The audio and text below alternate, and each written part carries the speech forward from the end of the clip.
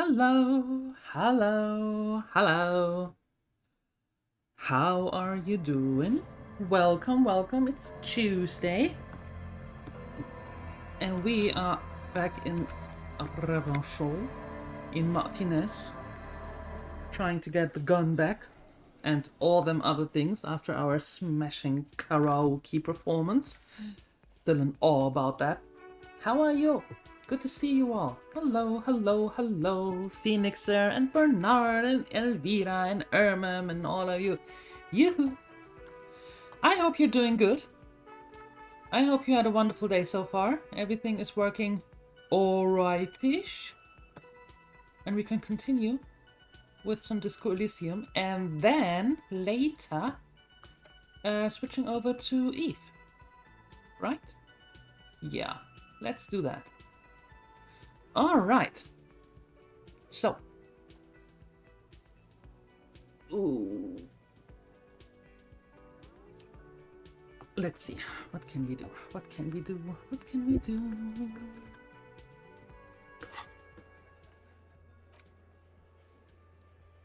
I still acquire a copy of the city map. Where do I get the copy of the city map, by the way? I don't know where I would get that.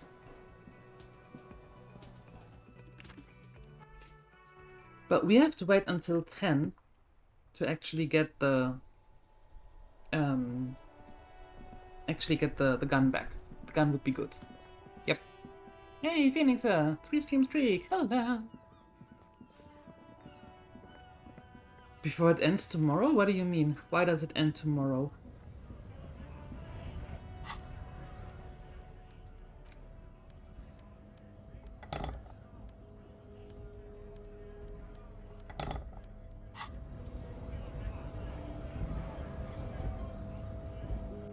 Tomorrow is... The lorry's stuck in the traffic jam. This big, heavy Grad-made machine is well kept for such an old machine. The stream tomorrow is early. Yes, 9 a.m. our time. The windows are clear. They've been recently washed. You can see a lorryman's cabin with personal belongings, stickers, insignia. Likely, yes. This guy's proud of who he is. Drapes it all over his machine. He was acting tough before. This probably scared him a bit. Who knows when it will come in handy? A slightly scared, racist lorryman. I thought that I could open this one up. Maybe. Because that's the only one that we could actually use. Because we're still on that stupid hall of them drugs. But yeah, that's what I thought. Apparently... That's not it, though. Alright. Wow. Those dudes are early. Huh. Okay.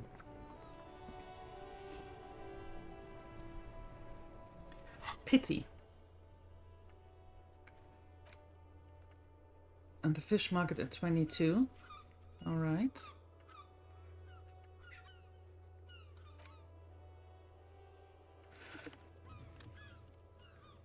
Who put the clothes in the trash? Find the person and you'll know who tampered with the scene. It may take a while. We are still waiting on that. We can't do anything here because even though if we show her the badge, she's not going to give us anything.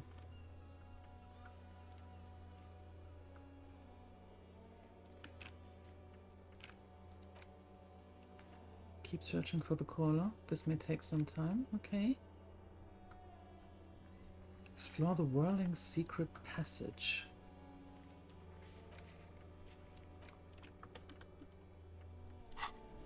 Okay, wait a second. I thought we did one piece of armor already.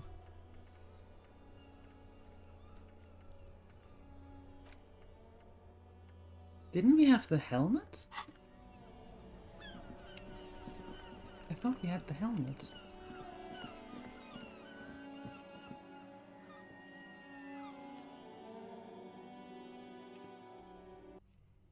Okay, is there anything... Oh, yeah, icebox. This orange machine is dead still. It has a hand-cranked ice cream churner and an electric freezer. The ice around it slowly melting. Slowly. Turning the crank feels oddly satisfying, like stirring your childhood dreams. In the distance, you hear water dripping. It's all gone now. You'll never become a poet or an entrepreneur. What better to assuage the creeping sense of failure than some frozen fat and sugar? Okay, so that is still not possible.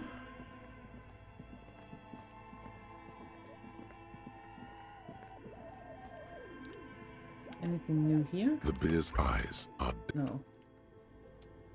Nothing new here. Okay, I think we can go back to Sona.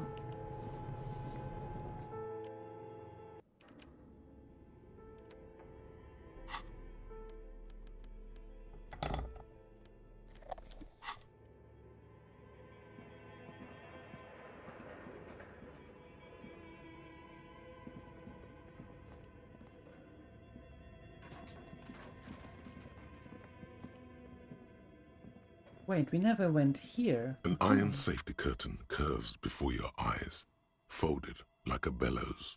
It covers half the room, blocking the way into a colossal industrial chimney. This is directly above the central furnace in the cellar. The voices probably came from here. What an odd thing to do. Nothing happens. Still nothing. Those curtains prove to be surprisingly sturdy. Your fist hurts now. There must be another way to wake up whoever is in there. Maybe we should ask the lady in the bookstore what's going on here. Bent metal, broken glass. Your path lies strewn with the broken forms of everyday objects. You are the destroyer, the bane of inanimate matter. Look, there's a discarded milk carton on the floor. Why don't you destroy that, too?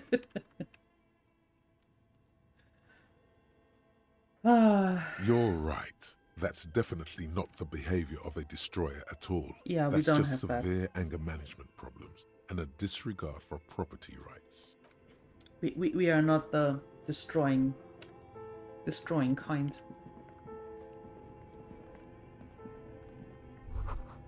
Shoes in a puddle of a melting snow. The floorboard creaks. What's going on there?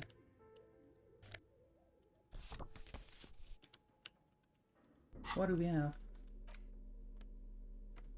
Postcard, the production thing, and the rifle.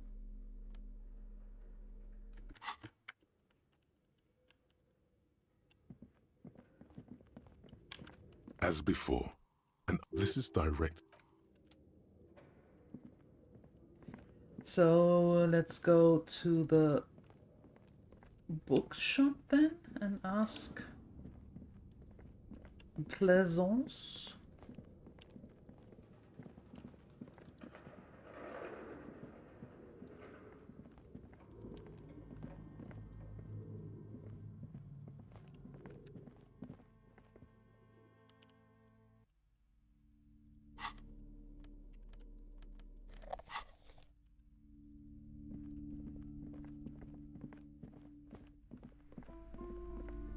Okay, there we go. You broke down the back door, the wards, the door. It's all gone now. Dark psychic energy leeching onto my shop.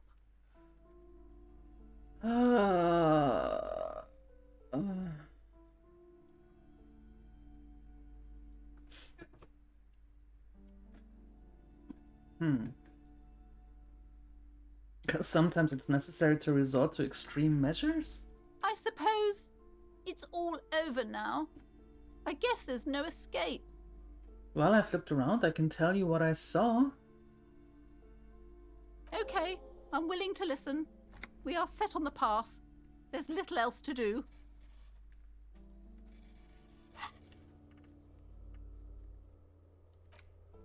You said the commercial building on the plaza is cursed. No business will ever thrive there without going bankrupt. You promised Pleasance you'll look into it.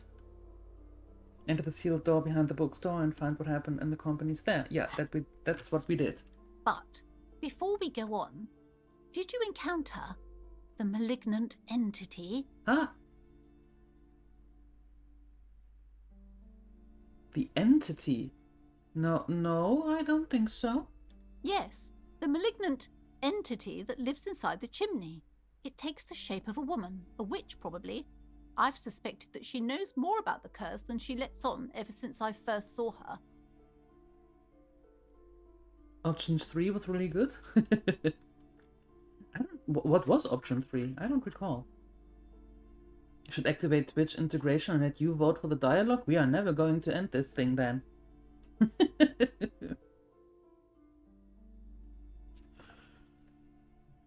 You mean the chimney that's part of the central furnace? I heard voices coming from there. Yes, I've heard that. It's enormous.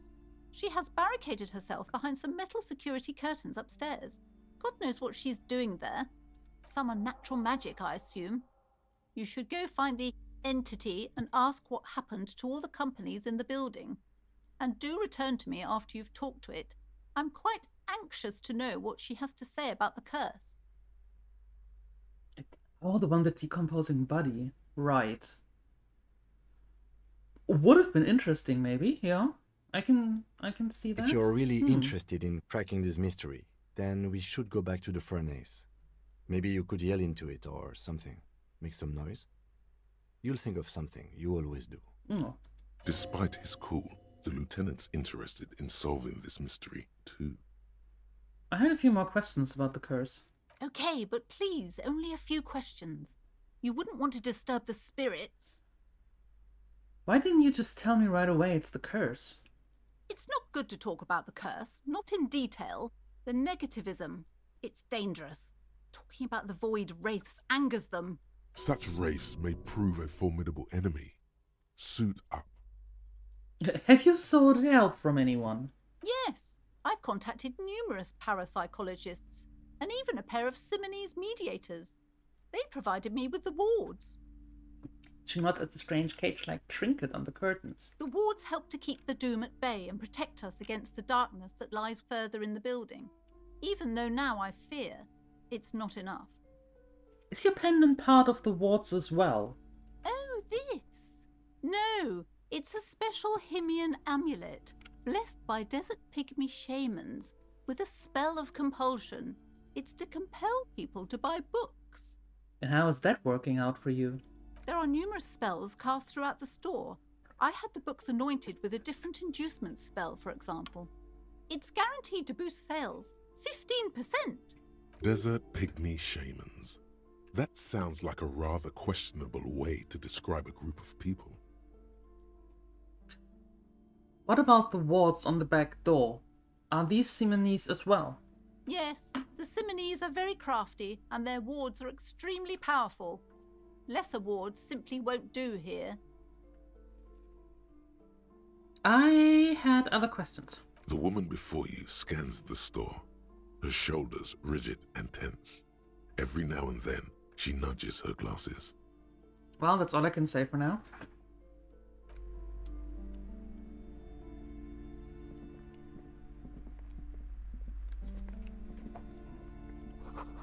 Old sports magazines tucked away in a dark corner. Is that a new map that we haven't seen before? And, honey, do please move a little faster. Everyone knows the most interesting thing about fascists was their magic. Oh. Several maps have been attached to a bulletin board hidden inside the alcove. They're held up by small pins. The board has come loose from one corner. The maps look old and faded. Your eye catches a map of Insulinda, a map of Revachol, and a map of Martinez. Look at the map of Insulinda. This large map displays archipelagos. You see a constellation of small dots on the light blue emptiness of the Insulindic Ocean. The largest in the northeast is La Caillou. You are here. Another far away in the southwest, Seminese Islands, Ile de Fantôme. What else? Ozon, Laurentide, Fas a la Mer, Archipelagos, North Arcade Islands, all just specks of dust on the vastness of the Insulindic. On the edges of the map, the color fades into a blur of dotted lines, black and white, disintegrating into mathematics. In the northeast, a dust mite stands on the north coast of Caillou, in a bookstore. It's you. A dust mite. Radiating outwards from you, the suzerain Revachol. With a radius of 80 kilometers, still, the crown jewel of this Isola would be barely visible. Squint first. Can you see cities on the islands? You can, on Caillou, Revachol, a single black star, on Ozon, Fondelier, and Vilmandu, on Archipelagos, Croyan Moran, Villiers, on Seminine, Olduvai, and on Laurentide, Deora of the Seven Seas, lost little pearls of light, tiny fires in the dark. Look at the edges. The ocean breaks apart into a tangle of cosines and azimuths, all pointing into pale nothingness. Windy is the north azimuth. Grad is the northeast azimuth. Samara is the east azimuth. Seo is the west azimuth. Isolas, they're called. Connections to other worlds. Words past the Insulindian, unknown to you. You only know you've never been there. You have little idea what they are. Distant stars, gods, but looking at them makes you feel almost non-existent. Whatever they are, the Isolas are immeasurably large compared to you, and very, very far away. Perhaps they are gods, gods of distance and outer dust.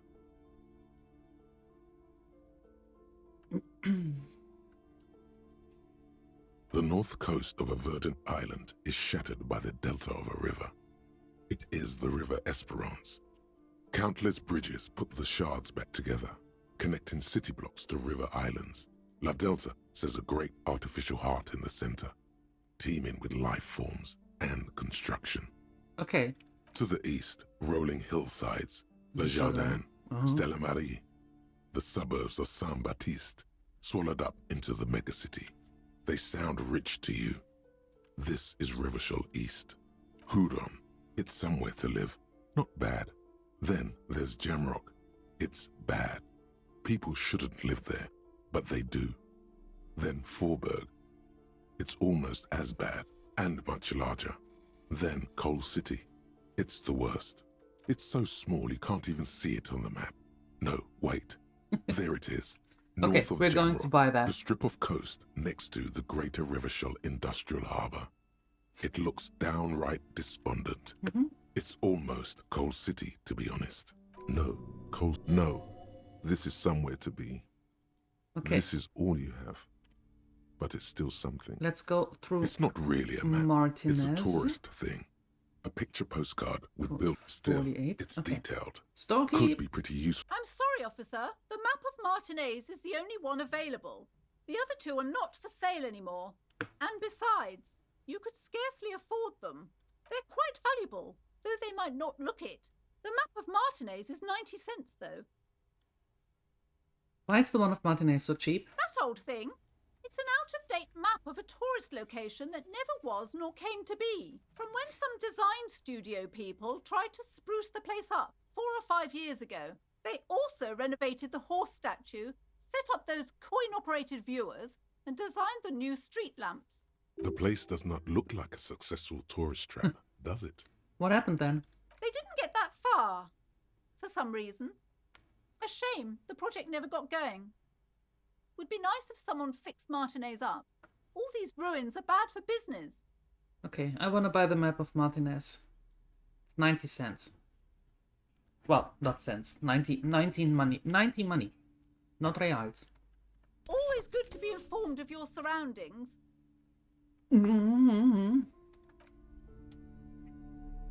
Alright. Alright.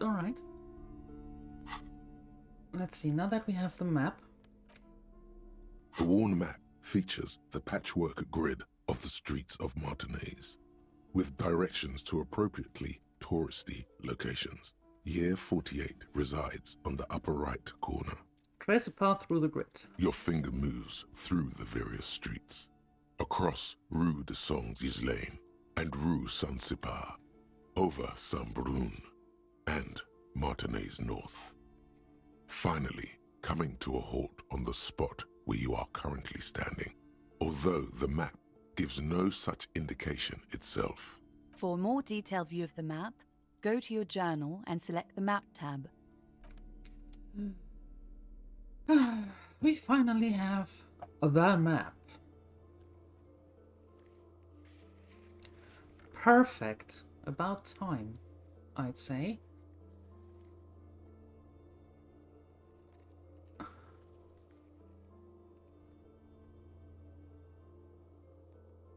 That is one of the tourist things, the wheel here, the tourist things that never came to pass. But we were there, and there was the decomposing body. Interesting. From this, it looks quite nice. Unfortunately, it doesn't really look the way when we are actually there.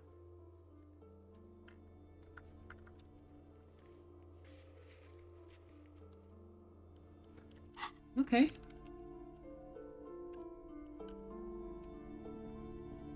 Shelves full of biographies of famous people, whoever they are. I would say... The Greatest Innocence. Yes, most certainly. It's an important educational tool delving into the depths of history, religion, and their relation to innocentic power. Who or what is an innocence? A very influential historical figure. But surely I don't have to tell you that. You're a law officer, and law officers have at least some education. Have you met me? The book is also very daring. The author aims to re-examine the universal understandings of the innocentic system, creating a fresh vantage point and a shift in the tired order of things. So you recommend it? Certainly. It's prudent for a person to have at least an elementary understanding of history and society. Imagine the chaos we'd be in otherwise. You feel like you should get this one. Definitely. It's important somehow. There's something personal inside. Okay, sure, why not? Let's get this. A true cultural touchstone. Enjoy the read. They may come in handy, useful at some point. Maybe? This bookstore is not strictly about crime. Sir, please, no browsing in that shelf. What? That wisdom is not for free. I can't have you end up, like, opening a police store next door and stealing my customers. Oh no! Amidst the various books, you find one written by someone named Matthias W. Dundas. It's about wholeness, unity, balance. These three things are very important to the working class mind.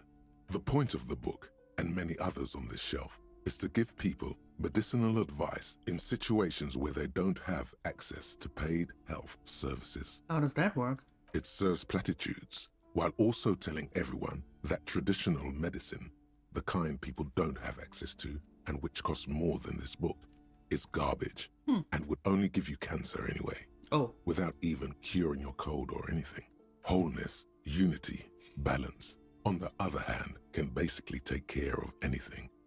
Though it is important to note, when it's up to your mind to heal yourself, then it's because of your mind that you're ill in the first place. Oh. Various paranatural books still litter the shelf.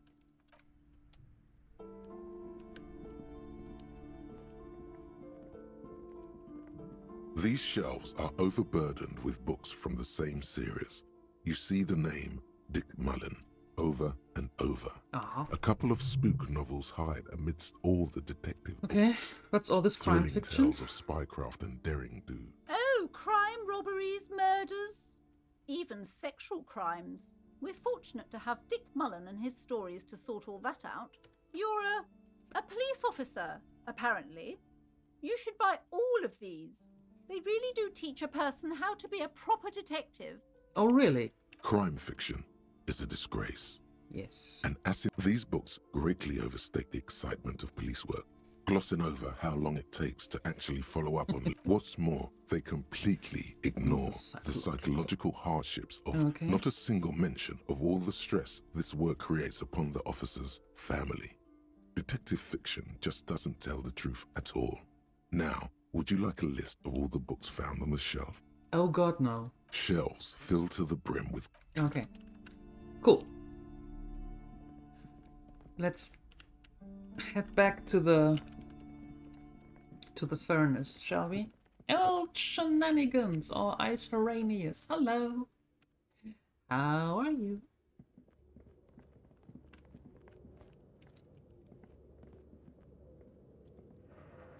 Oh.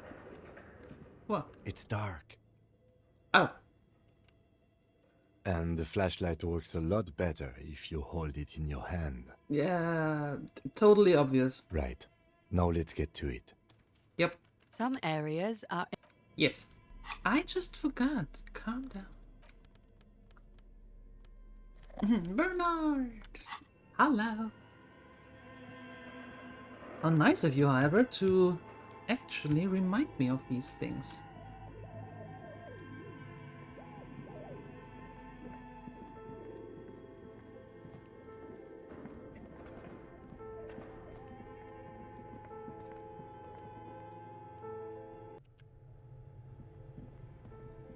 There we go. A thick layer of coal dust covers the furnace, coloring it pitch black. Something breaks loose in you. A mighty bellow echoes throughout the chimney's depths. The chatter of tiny voices above suddenly cease. Then... Hello? Oh? You've awakened the entity.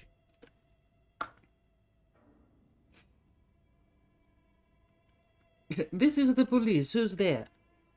Hello? Did you say anything? I can't hear you. Please come upstairs. There's a safety curtain on the second floor. I'll open it. You hear a low rumble upstairs. The sound of a curtain being pulled aside.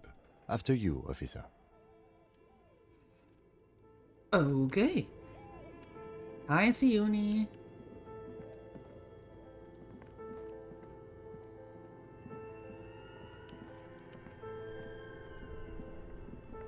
This orange machine is... Yeah, okay.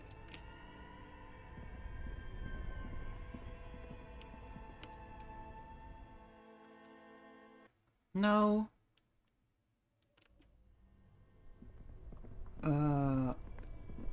Wait. Was it here?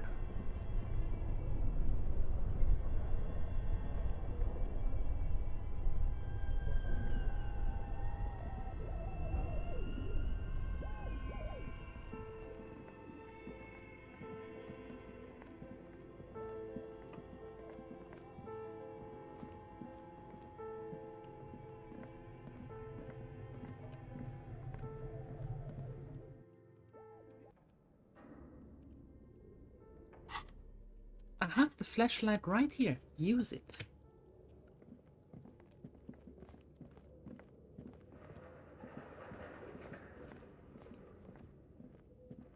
Aha, there we go. This tray is full of dice. Colorful, polyhedral dice. Hundreds of them. The candy dispenser has been repurposed to contain thousands of dice. Oh boy. So, who's you? Hello. Hello. I'm Nia. A bird-like woman sits on a throne of tools with emerald light shining through her hair. Did you try knocking on my window? I must have missed you. I've been listening to my Melius. She taps on her headphones. So what kind of die are you looking for? What? Could this be the malicious entity? Perhaps it's wise to go along with this masquerade for now. She's got a direct view to the backyard. You should interrogate her about the lynching. Hold on, what do you mean by milieux? Yes, a Melia is like a call-in station. You need a two-way radio to access one. That's why I have these. She pats on the headphones on the table. Mostly, they just teach you to swear in different languages. But some of the stations can be quite interesting. I was so absorbed, I must have missed you knocking. You must have me confused with someone else. I haven't knocked on your window. Then how did you get inside? By the south entrance? You know what? It doesn't even matter. What matters is that you're finally here. Let's talk dice. Did you have something specific in mind? Why are you asking me about dice? I'm a novelty dice maker. Tell me the name of your role-playing system and I'll make the die you need. That's why you're here, yes? As she speaks, her bone-like fingers fiddle with a ring. Her bones light, but her hands strong. Sure, I like role-playing games and I need some dice. Very good. My rate is 10 real per set. What? Unless you want something really unusual. Take a look around and see if there's any particular stone you want to use. The walls around her are covered with rows of precious stones and minerals. This person means you, or no one else, absolutely no harm. She will answer freely and honestly.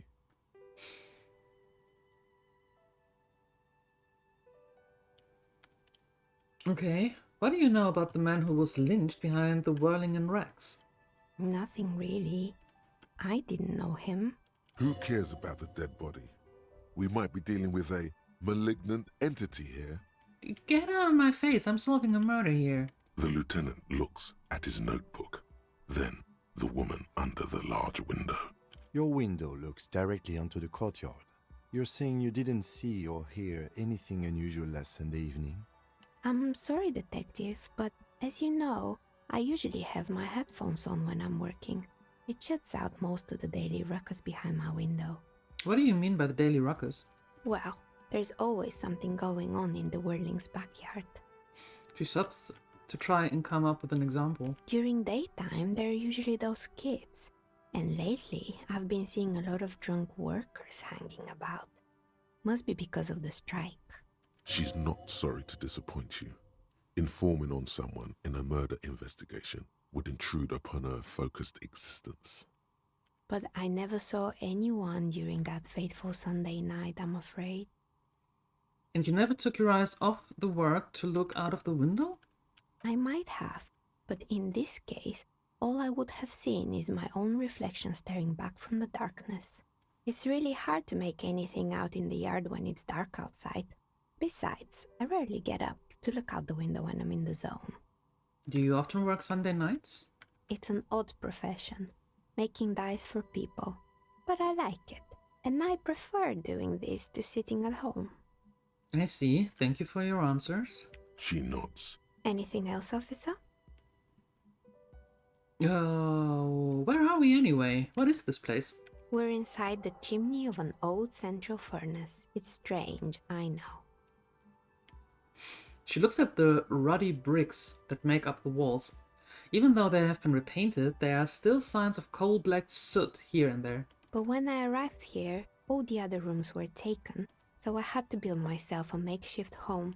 Besides, I don't really have to pay any rent here, so that's a plus. Plaisance was right. There's an entity living in the chimney. You should ask her about the curse. Creative. I've heard this place is cursed. Did you know that people call it the doomed commercial area? I've heard the stories, but I don't think those stories are true. How do you explain what happened to all those companies then? It's just capitalism. We only hear about tales of success, so it's often surprising to realize how many ventures actually fail. Plaisance is the one who sent me. She's convinced that the place is swarming with malicious energies. Plaisance, the bookshop lady? I've heard that her business is doing rather well. Have the energies spared her somehow?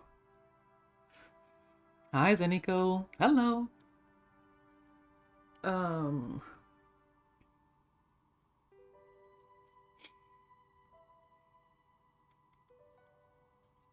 Actually, the bookstore isn't doing that well. There are hardly any customers, and she has to exploit her own daughter to keep the company going. Oh, right. But it's not just the bookstore that's still up and running. What about the whirling in racks? Some people say it's part of the building complex. Hold on, the whirling is part of the doomed commercial area? You could say so. Both houses were built at the same time and under the east of the Commerce Central project.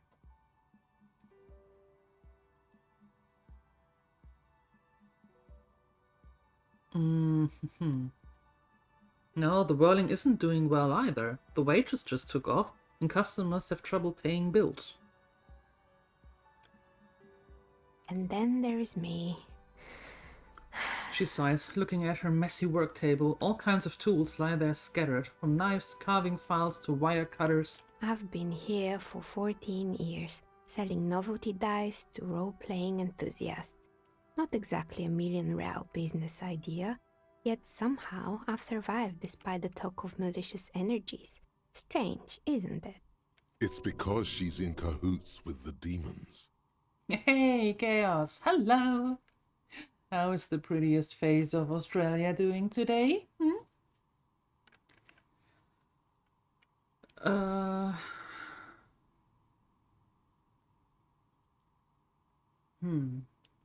Plaisance thinks it's because you're a source of it, a malignant entity. It's because you're competent and dedicated to your craft. The curse doesn't affect people like you.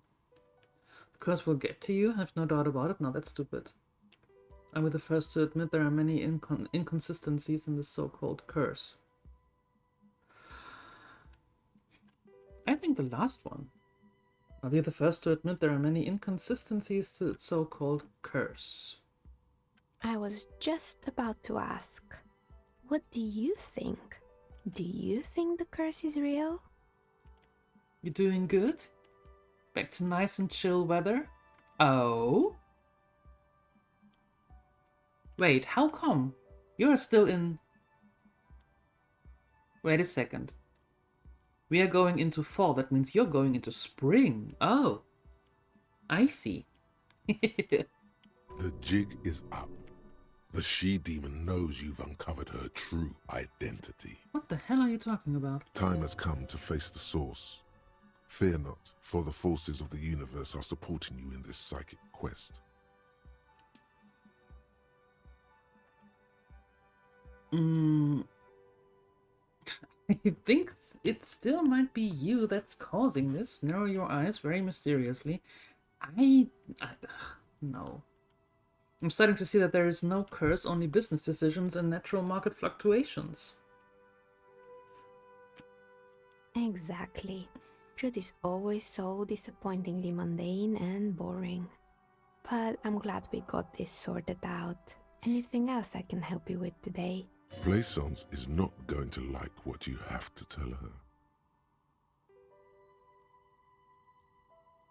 her. Do you know what happened to other tenants? Everyone else is gone.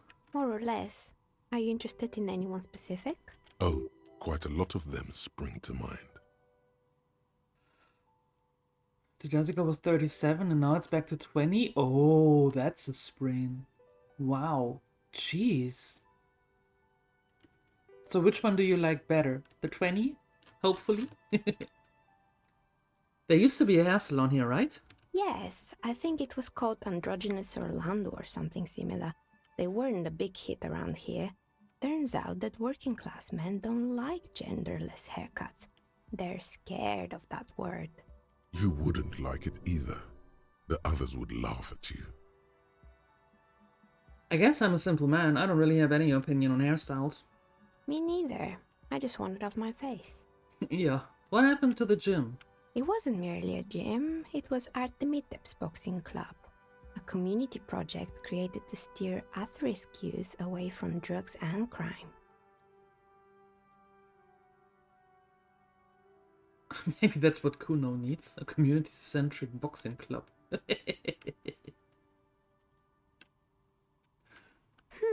Kuno. Who's Kuno? He's a little ginger gremlin who likes to defile dead bodies.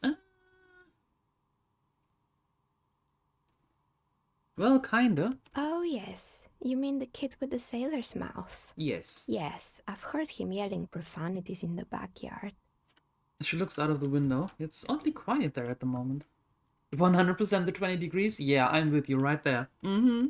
I think it would take more than a gym to help that kid. Yeah, how did that community project work out? It didn't. If anything, it made the youth situation in Martinez even worse. At some point, someone started a rumor that the punching bag downstairs was full of amphetamines. Oh? You should have known it. It's not really full of that. No one would store their drugs like that. Well... Eventually, the coalition took away the funding and the club went bankrupt. This was a few years ago. It's gotten much more peaceful around the plaza ever since. What's up with the broken windows? Oh, this one's a mess. There used to be a company that promised to repair windows 24 hours a day. What could go wrong with this one, right? Turns out, the business was actually set up as a front for an illicit group that was producing snuff medias. Who would have guessed? And they never cleaned up the debris either. Now it's just littering the hallway and I have no idea how to get rid of it on my own. It's a shame about those windows. I'm not even going to ask about... No, I'm going to ask about what is a snuff milieu. It's a sub-Rosa radio station that broadcasts real murders with real victims. Some people pay good money to get off on it. Oh, it's like a dark web. Jeez. What does she mean, to get off on it? Now, well, we do know what get off means. Don't worry, the ICP has a separate division that deals exclusively with unlicensed sub-roses. This isn't our problem. Yes. Good luck with that. It's not easy catching those perpetrators. Did someone make stuffed animals? I saw mounts lying around. You mean Mr. Fabron, the taxidermist? No, he mostly just did drugs. Is that whole building doing drugs? But what drugs exactly? I need to know what drugs he was doing for my police report. Nah, no, let it pass. Anything else? I found creepy mannequins. There used to be a fashion atelier here, but I have forgotten the head designer's name.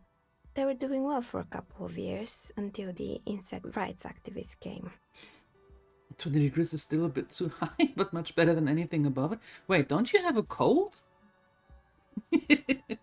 Isn't 20 degrees then a good temperature to have? I mean, it's not too cold, it's not too warm, it's actually quite a nice temperature, I would think. Yeah, Chaos, if you like quirky games, absolutely over the top weird, Disco Elysium is definitely the one for you. Yep. Can recommend. 10 out of 10. Uh-huh.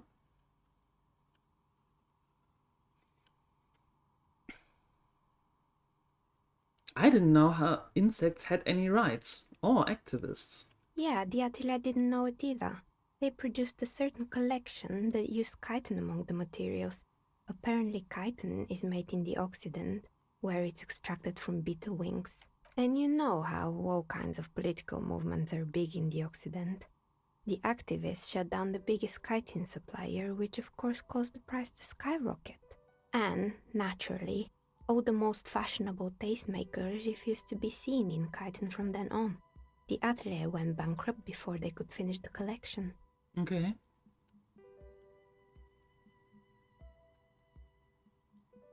I'm glad that someone took care of the little guys. I like insects. I don't, but it sounds good. Really? Anyway. Poor guy. Suddenly, you get a feeling that insects are important to the case somehow. It's hard to say why. What's with the rotor blades on skis? They were made by a company called Slipstream. After they pivoted from making rotor blades to skis, their chief executive took off on a vacation with all their money. She rests her chin on her hand with an impish smile. Honestly, I think it's quite funny. I think he's still sending out holiday transmissions from Tulula or Tiumotiri or Hashtkor or wherever he is. Wait, honestly, I think it's quite funny. I think he's still sending out holiday transmissions.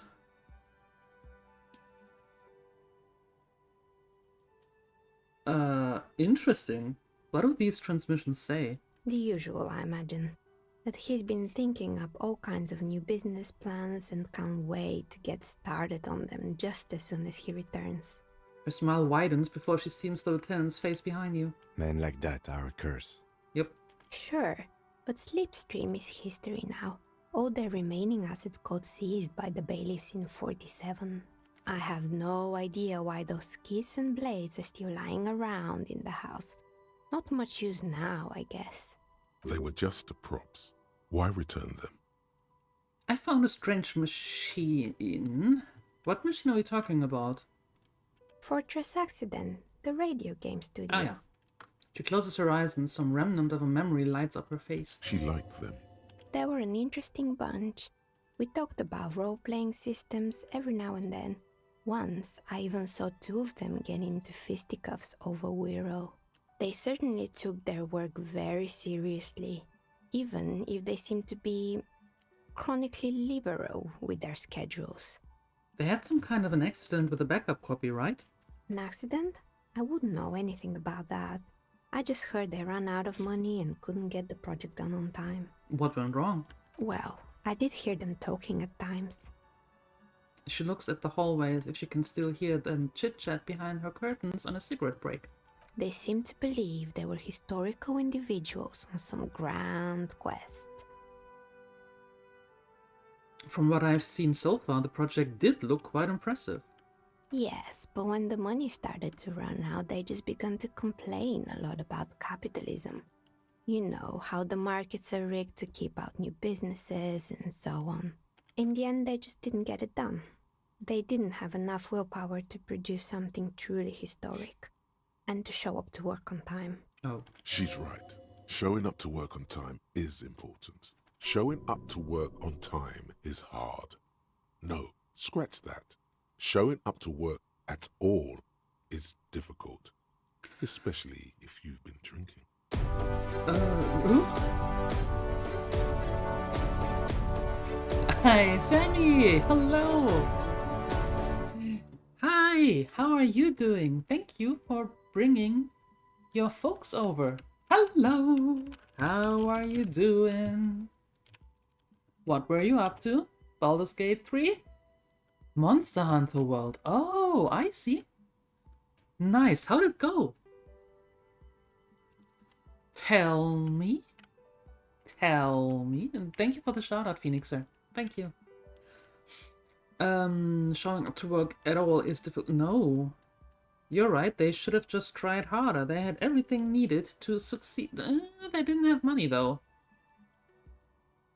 I would have supported them. The project looked great.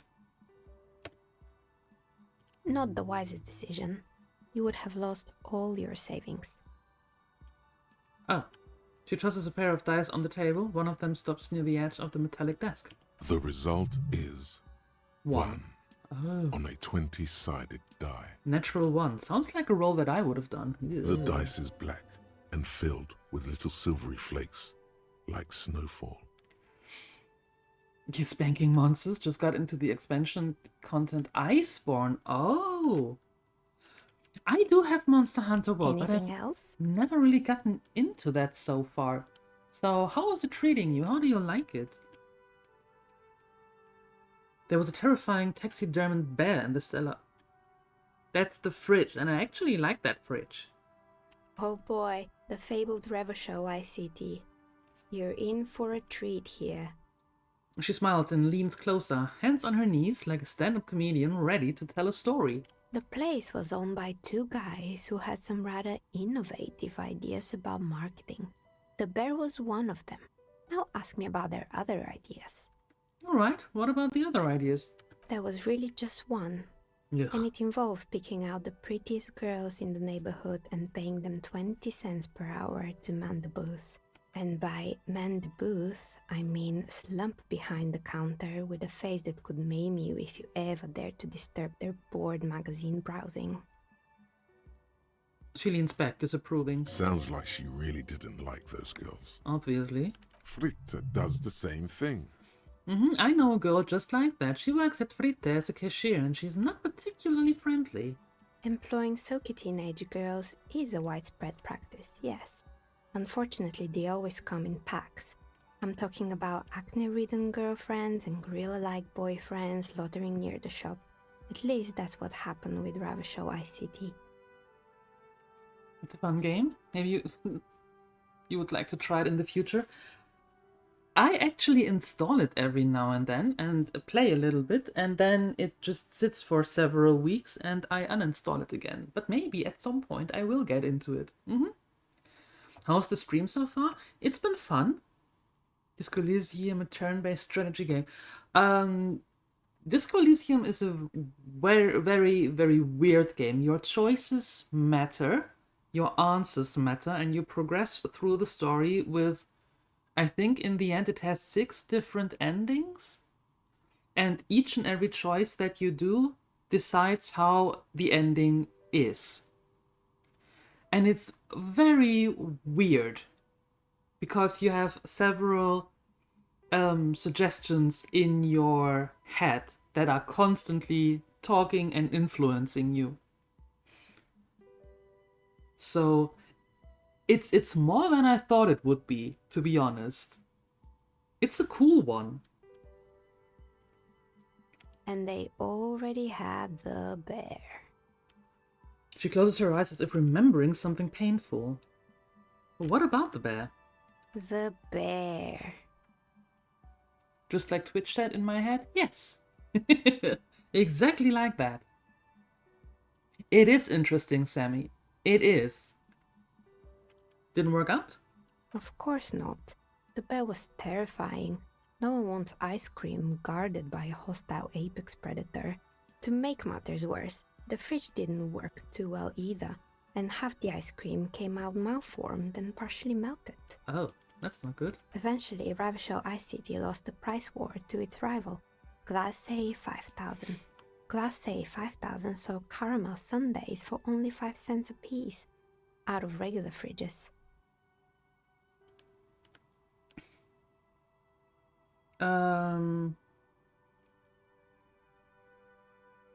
I killed the bear. I unplugged it. You did what? I unplugged the fridge to help Rural City cut their losses? No? I murdered it with my own bare hands? Say it lost. Nah. Okay, I unplugged it. Ugh, of course they left it plugged in. Even in death, the bear is costing them money. The taxidermist who made it said it was his vision beast. He said he met his vision beast while high on desiccants. He called it Megatherian. The bear, the ice bear fridge. We have to. Well, you're going to steal that, Chaos, and you have to have that. Everybody needs to have that. Scary, but cool. Okay, let's move on. Oh, I totally understand. Good. Anything else? I found the building's intercom, but it's not working. Oh, right. I hope you didn't try to ring me. I think none of those doorbells work, including mine. I'm still in the middle of connecting the wires. Sorry about the confusion. The doorbell with the empty name card must belong to her then. So you're telling me that the doorbell with the empty name card was yours? That's right. I haven't even written my name there. As I said, it's quite useless right now. It doesn't work yet. I was wondering about the whirling and Rex. Is it part of the... Yeah, it is part. We learned that already. Slipstream, we talked about Easy Delta Pinball, however. What's that? Right. It used to be a gaming arcade. This is an ancient failure, before my time. I'm not surprised, however. My advice, don't base your business on a fad. Hypnotism, fluorography, trick-track, especially pinball. Agreed. Pinball is the worst. It's actually quite fun. His disdain for pinball could not be clearer. A strange thing happened when I tried calling calling a company named Slipstream. Someone answered. It can't be true. They don't work here anymore. They've been gone for years. Are you sure it was Slipstream SEA? Was it a woman?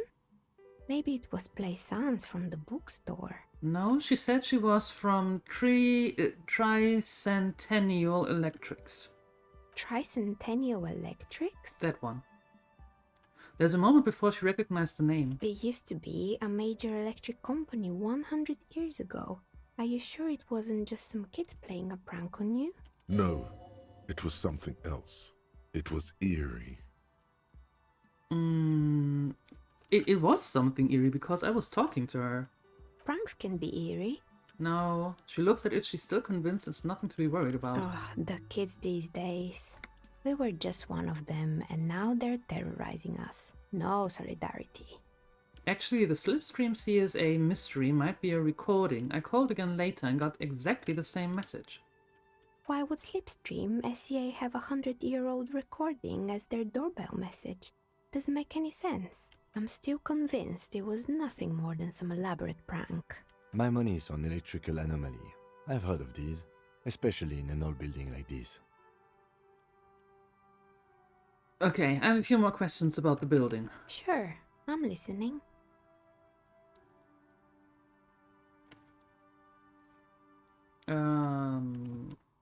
The questions about the intercom? I'm pretty Oh, sure you could say so. Both houses were built at the same time and under the East Delta Commerce Center project. That explains why you can call the whirling from the intercom, albeit I doubt that anyone responds. If the whirling is part of the same building, then it's part of the doomed commercial area. Yes. The darkness of this place is there, too. Sure, I'm listening. Okay, actually I have other questions. Good. I hope it clarified things a bit. What else? That... Well, we can try. It will fail, but we can try. You feel nothing. If anything, it's uncomfortably warm in here. Leave it at that. I'm not She taking my has clothes. begun to idly clean one of her carving tools with a dirty kerchief. The tool's sharp edge shining in the light of her desk lamp. Okay, I'd like to order a dive from you. Of course. Tell me what you have in mind.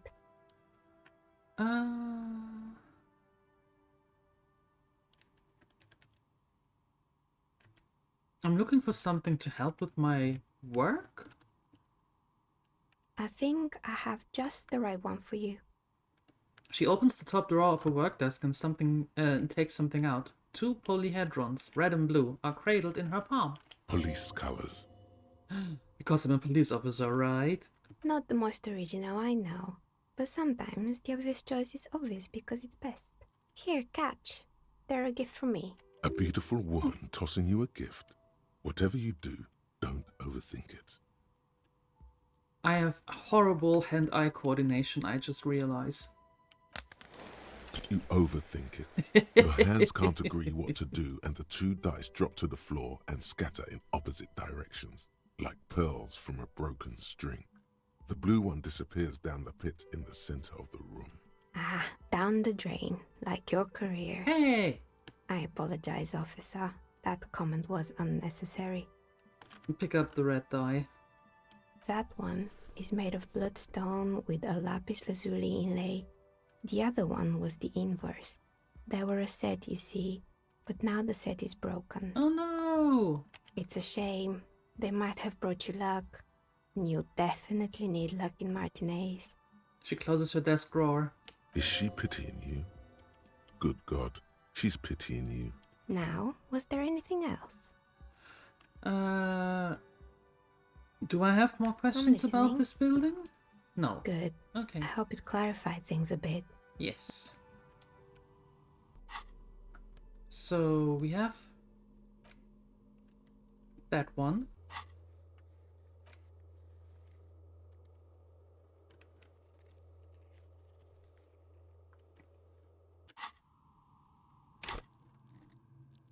Okay.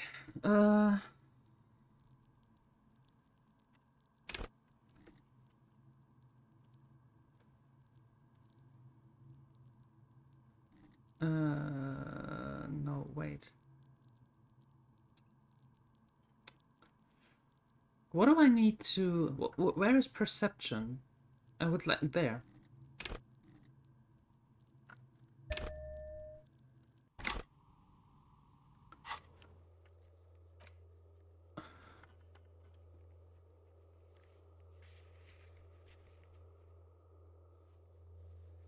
My goodness, just go down here.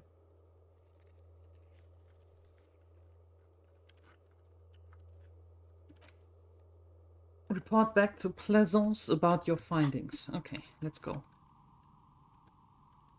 Pity that we lost the dice. Ugh.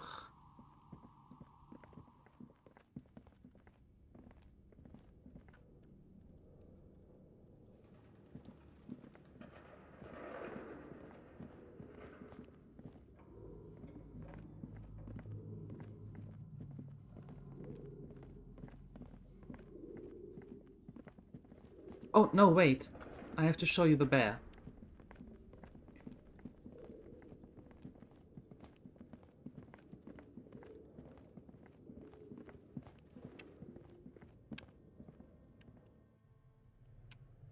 There is the bear. It's an ice bear with a fridge. The bear's eyes are dead and empty. Ice inside the fridge, slowly melting. The power has been cut off. Yep, we cut it off. It was us. You see? Everybody needs that. Everybody needs a bear like that. It had red glowing eyes before. We don't need that though. This orange machine. Okay.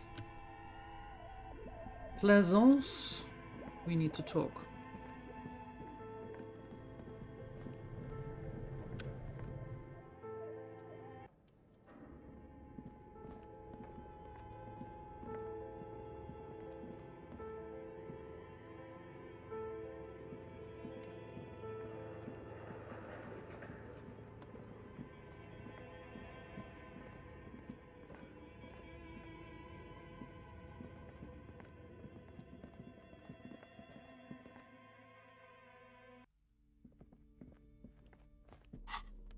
Put that away.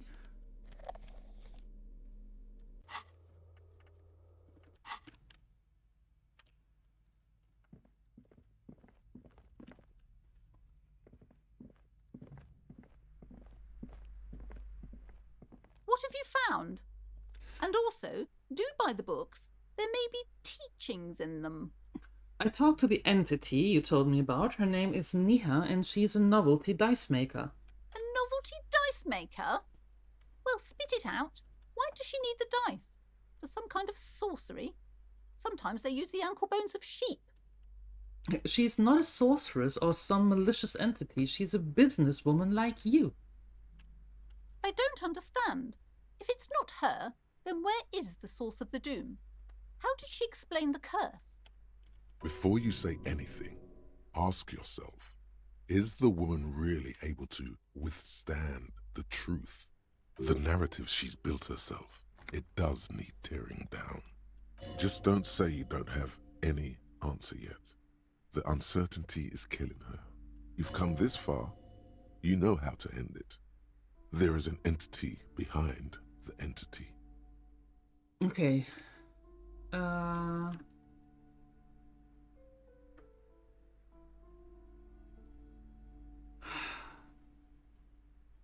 She said it's just capitalism. Bankruptcy is a quirk of our economy system. I think I'll go with that one. That makes the most sense because that's actually what she said. Wait, what? The entire economic system is cursed? This woman's not healthy enough to withstand this level of stress.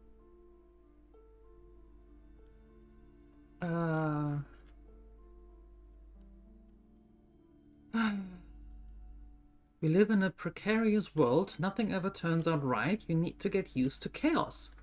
Yeah, we have him here in the chat. Precarious world? Economy? She looks down at the pendant in her trembling hands. I understand what's going on here. You went in there, rummaged around, and accomplished nothing.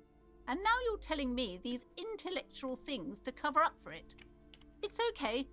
You don't have to. I was wrong to trust another person. I will manage this psychic calamity as I always have.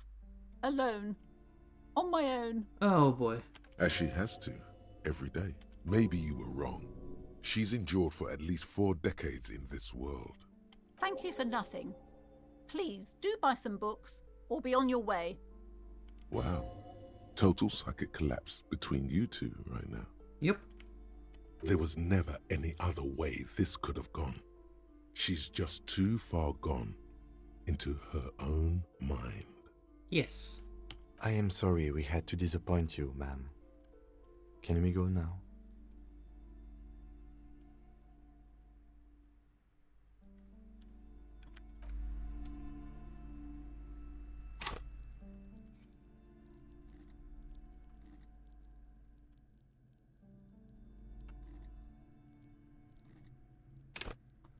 What can I level up?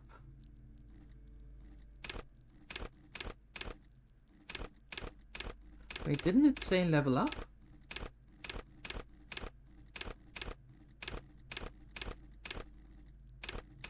Guess not.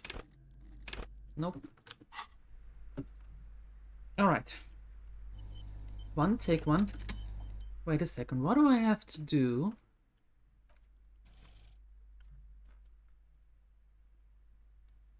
Twitch integration, streamers can create polls so the viewers can influence gameplay. Viewers can vote for their favorite dialogue options and give temporary bonuses and penalties. They can also view the streamer's character sheet and journal at a time.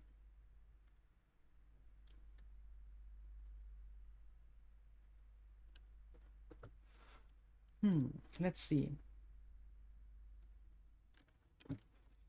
Can I do this? There's...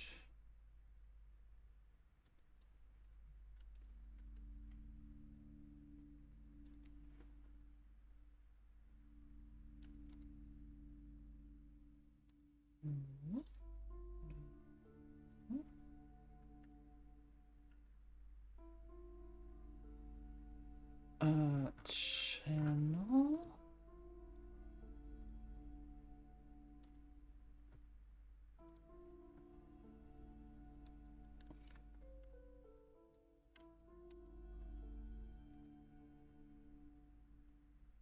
No.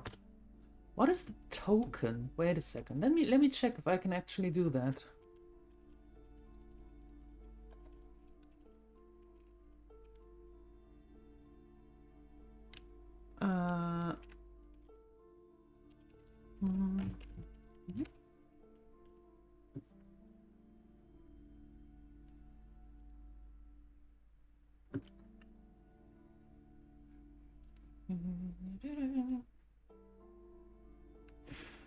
Oh, to do the extension to the channel. Oh, shut up, woman.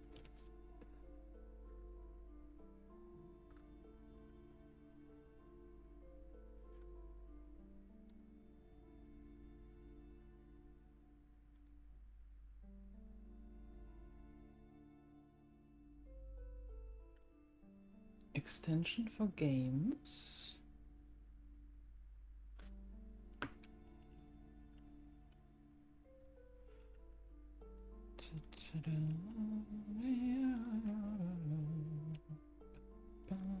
There's... Oh. Okay.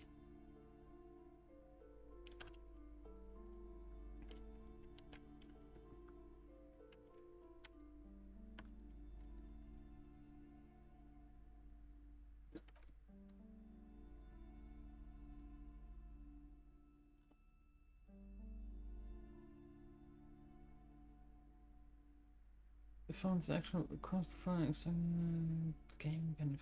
Yeah. Alright, so I activated the extension so that you should actually be able now to see the character sheet and be able to vote on the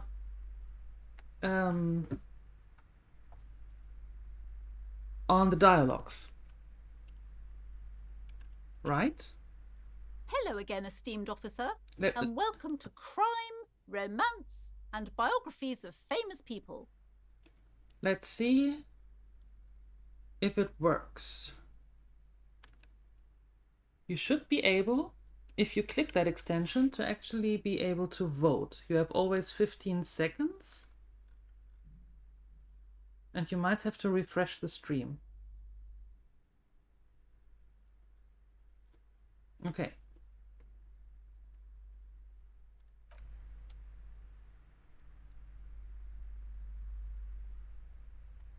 All right. Let's see that, or let's leave that there, and then we'll see.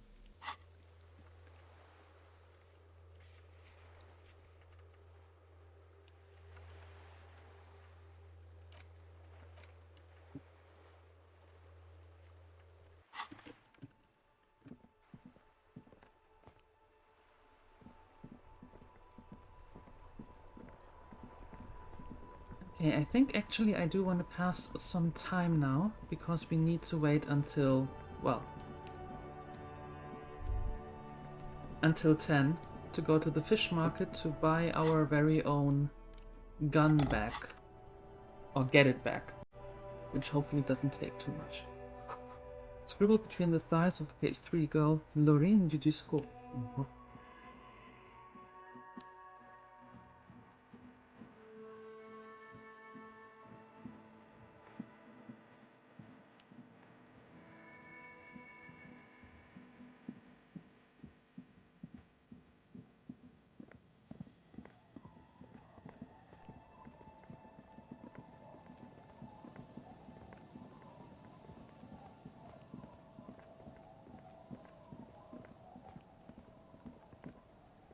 Okay. The worn and beaten wooden planks of the bench do not look overly comforting. I know. We can sit on benches after we've solved the murder. Let's go. No, we have to wait until then. You can revisit the bench if you ever need to pass the time when Lieutenant Kitsura... Oh, we can't do that because he is here? Oh. Lieutenant, I'm not happy with that.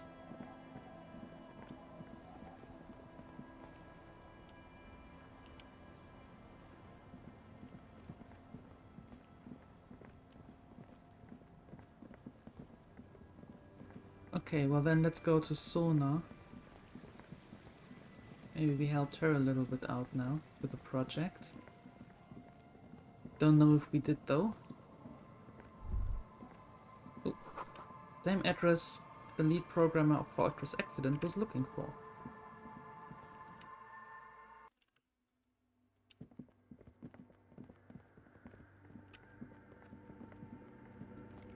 Yes, what is it?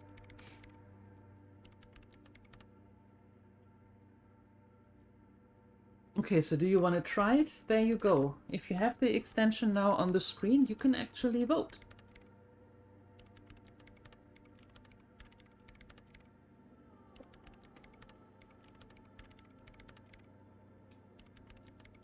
Yes?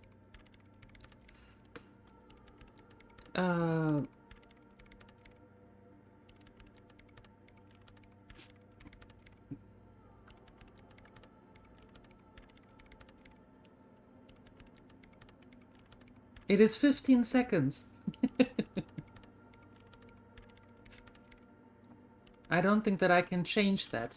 I found a note from the ice bear fridge. It said the offsite copy has been moved to a safer place. Alright. Wait. A note from whom? Did it specify where they took the filament memory? It said that the offsite copy had been taken to a nearby ice cream maker. The note was signed by someone named Sulislav? Jawiza.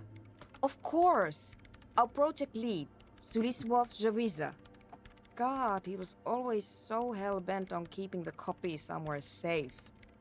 And feature creep, and the Valley of the Heads.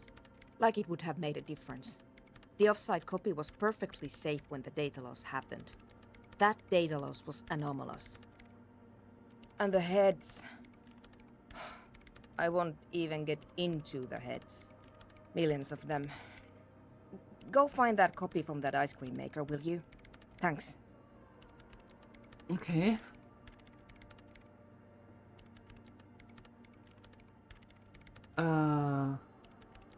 Well, actually, we did find the ice cream maker, but I couldn't get it open for now because it's completely frozen and we tried to thaw it. So there's not much else. This is getting ridiculous. Can't you just defrost it? Or, I don't know. I don't know about the ice cream maker. Just figure something out. There's a solution, but she doesn't want to hand it over to you yet. It's a thing. Something she holds dear. We do have the production schedule as well. No. That's the production schedule. I don't need it. The right filament memory has off-side copy written on silver tape. Okay, so we have to wait for the icebox to thaw. Thanks. The swallow, you mean? What about it? No. Great. Thanks. Okay.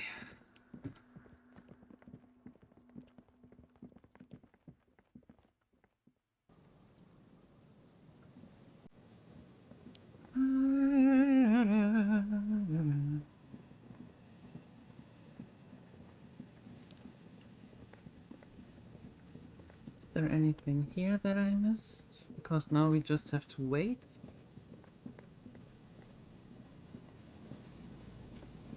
And wait, and wait. Oh yeah, there's that dude again. Careful there, the floorboards look rotten and weak. Yes, we've been there.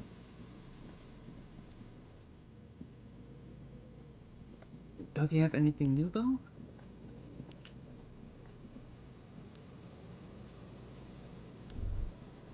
A man lies on the boardwalk, his limbs bent and neck turned at an unnatural angle.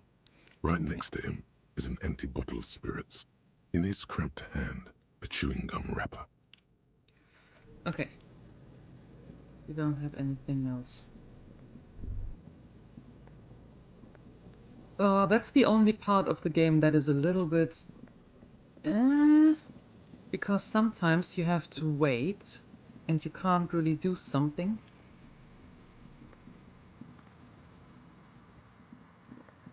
Because you've done everything that you are supposed to do, and yet you have to wait. And wait.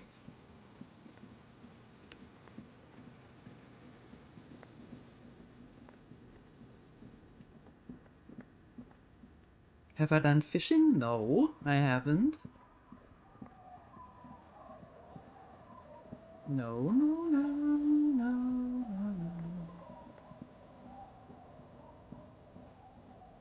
Do you have anything new?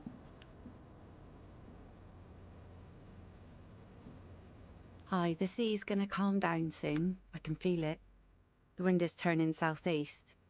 What's on your mind, officer?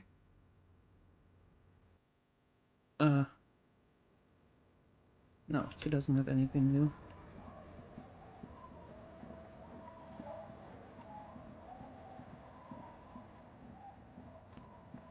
Have you? Have you done any fishing, and if so, what did you catch?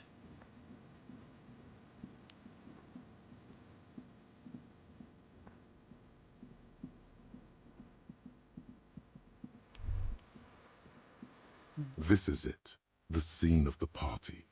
The fire pit, cigarettes, and empty bottles all evidence it.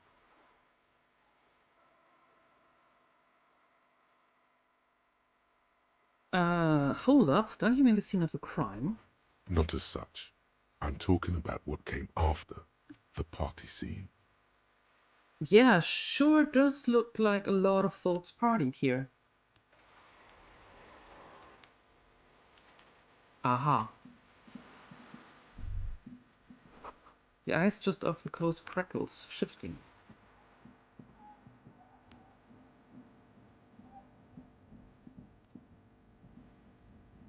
100% fun. Fishing in an MMO. There are many MMOs where you can actually fish. It's interesting in a space MMO, though.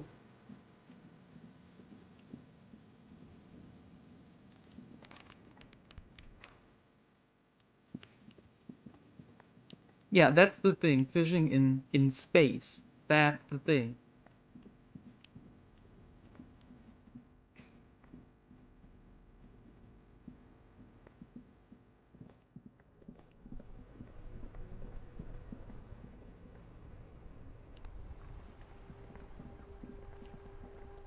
The worn and beaten.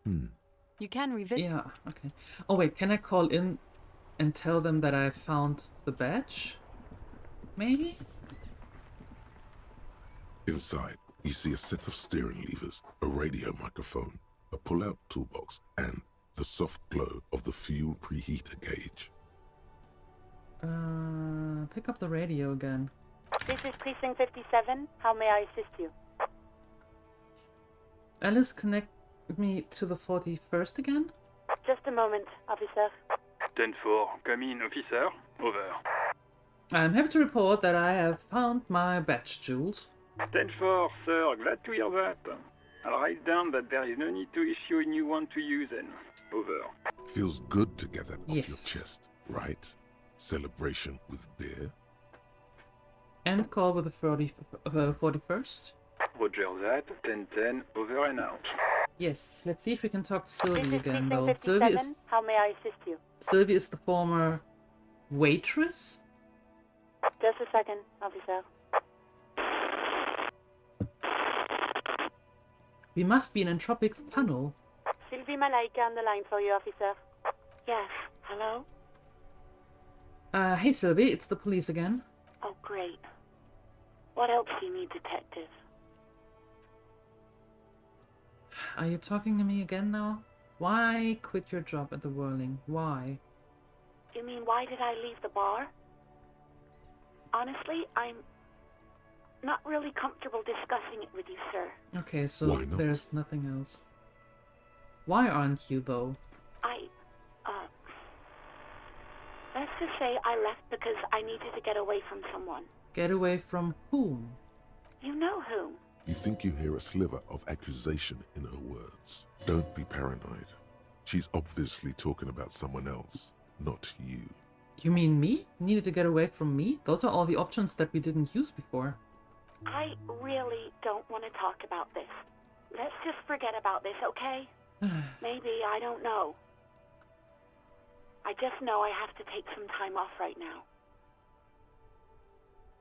Well, how do they say it? You miss 100% of the shots you don't take? No, absolutely not. Ooh, ouch. Ouch. Yeah. That's like 20 points of pride damage right there, buddy. You hear the call breaking up on the other end of the radio, and then the already familiar voice. Anything else I can help you with, officer? I am done with the radio. 57's over and out. In the cabin, you see a set of... Yeah. That ego is bruised. Pretty much. Oh, okay.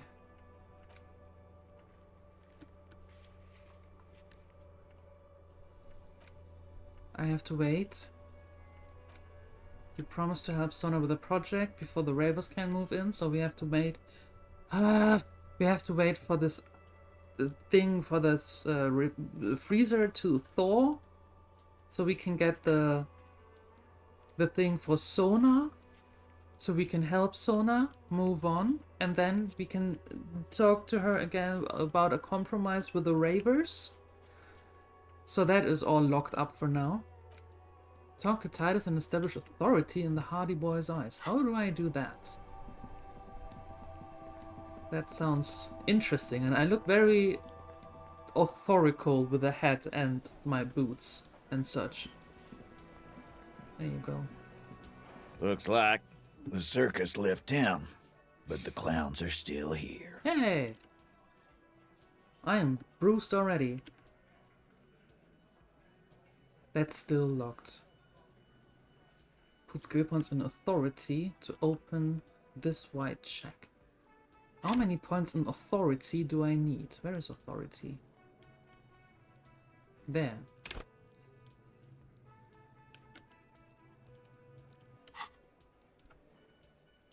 I found someone who saw the hanging. A witness. A witness? You ain't got shit. The locals would never come to you with this. That's just cop tactics, Titus. Next, he's gonna tell you one of us already roll on the others, and he's in witness protection. My witness isn't a local.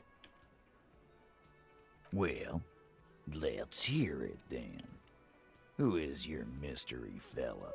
This goes without saying, but nonetheless, don't give out his name. Let's just say he's a high-ranking government official and leave it at that. He's the Sunday friend. Yeah, right. Like we wouldn't know if an MI plant was in our town. Nice try, right? I've seen this shit a million times, Titus. Fly fishing. They are desperate. Tell us, Copper, what wacky claims did he make? The witness said that the hanging went down very quietly, no shouting, no... The witness said he saw 2 people of the Areopagite descent and 1 mask. Areopagite? Boss, I think he's trying to say me and Theo. Well, yeah. What is confusing you? Eugene, Theo, and Elaine were there too. I already told you. We were all there. The witness said the hanging went down very quietly, no shouting, no commotion. It's you assholes that feel the need to go around like a fucking brass band. The Hardy Boys are dead silent. Yeah, it's like they put cowbells on you before they send you to the streets. What's with the cowbells, policeman? They're avoiding having to answer this question. I'd imagine you guys drinking and singing lynching songs. What's with the funeral silence? We were drinking, weren't we, guys? I hit the bottle hard. I was drunk as fuck. A 3-stream streak. Twitch sure is weird when it comes to these streaks. Right, I'm convinced, Glenn. Nothing off here. Just a regular hanging. Bullseye. Glenn looks around uncomfortably. The lieutenant hit a nerve. The witness said it all looked like a surreal play. Those flaccid MI cocks with their culture language. Everything's a surreal play or sublime whatever. Doesn't mean anything. It means the whole scene was long and drawn out, like it was from a film. What is this fella's problem? Sorry we didn't make it more action-packed. It wasn't the first thing on our minds, you see? It wasn't? Why not? Shanky. It's Shanky, right? I thought there's something wrong about the lynching story. Now I know there was. You don't know shit. I know you are lying, Shanky. He writes in his notebook. You didn't break this wagon fort, but you did manage to rattle the people inside a bit. Well, enough about the witness. Some witness. I pulled the same shit. Came up with some shit, then went and said it to people. Get a reaction. Don't have to go to cop school to try that. You don't have to go to school for shit. I never went to school, and I'm doing great. You're doing a hell of a job, man. Hell of a job. Okay, maybe it doesn't feel like this did anything to them, but they have to be fretting a little. Everyone is afraid of witnesses. Witness is a scary word. Is it now? So much bluster to hide the fact that they're uncomfortable with you having this info. Oh, we are going to fail miserably, but we're trying anyway. Hi, Entropic. Hello. No. I's here. You got business with my boys. You got business with me. He understood what you were doing, taking inventory of them. Now watch the other guys fuck it up by falling out of line. Yeah!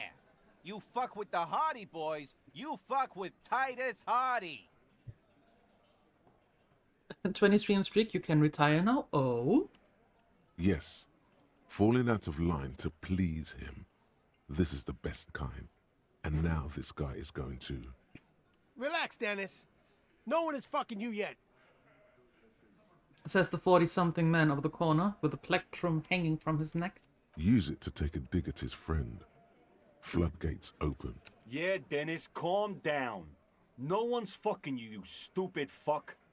Let Dennis enjoy his fucking, man. We don't mind. You notice gang tattoos? The man must be either Mask or Saramiresian. This one knows how to keep things going. He's a hothead, but not one to be taken lightly. The last one is a bit of a black sheep. Yeah, you're not even being fucked, Dennis.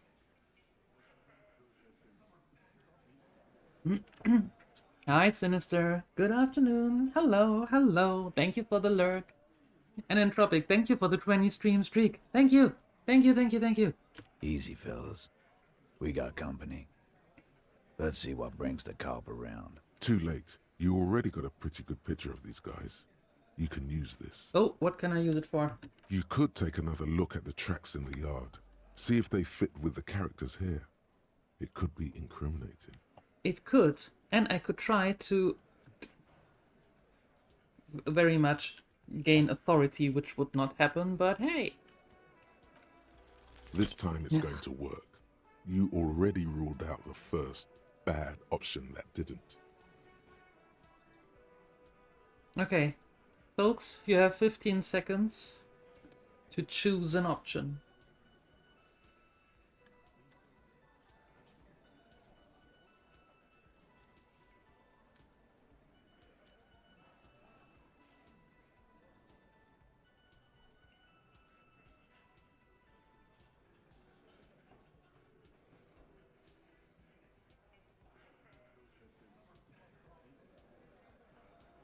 Really?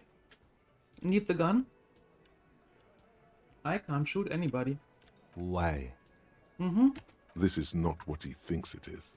This is a great idea. I'm afraid it's not what you think it is either.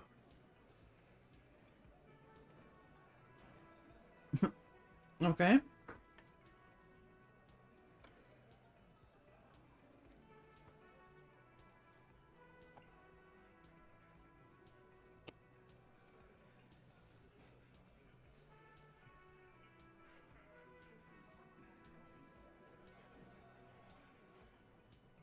Everybody calm down. This is only a demonstration. Kim, the gun please.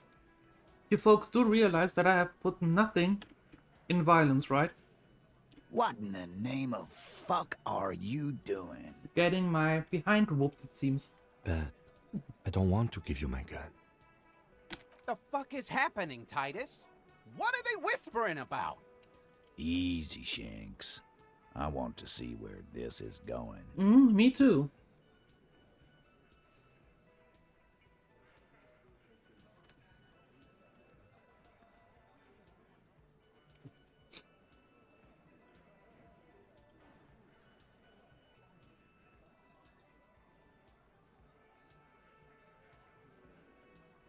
Oh, great. There is no other way. Silence. He tilts his head to the side, inspecting you. A brief moment passes. Then, the pressure in the room grows to a boiling point. Be careful, it's loaded. Oh, he unholsters and gives you his firearm. It feels oddly light and buzzing in your hand, like a funny toy. Good. Now put it in your mouth. What? No.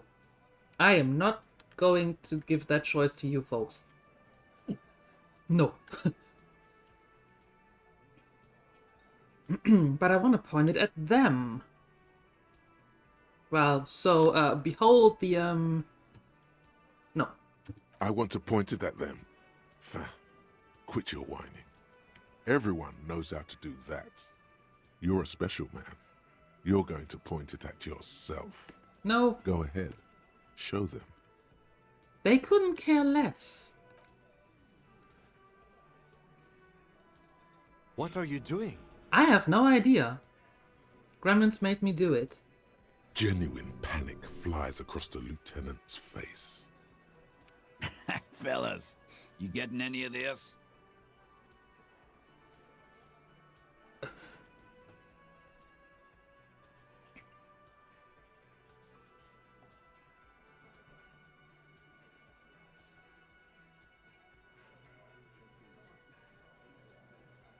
Don't you dare.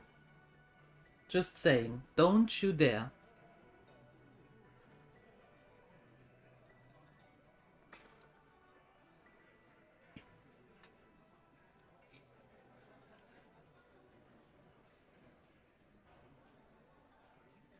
Okay, I am not effing this case up. You will respect me. We'll solve the case. Look at me. Don't worry. This demonstration is not helping at all. No, it isn't. Inside the small mechanism, you can hear a spring tensing up. Yeah, cause I sorta wanna see that shit. You won't, man. His fucking balls ain't big enough.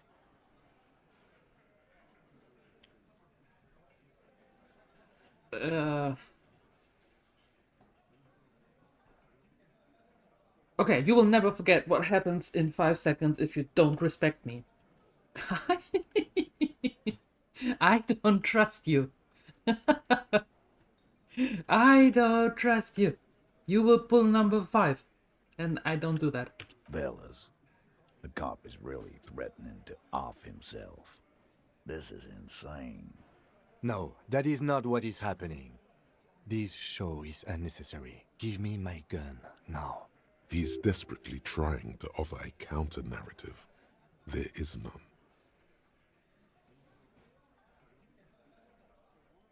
Okay, we're giving it back now.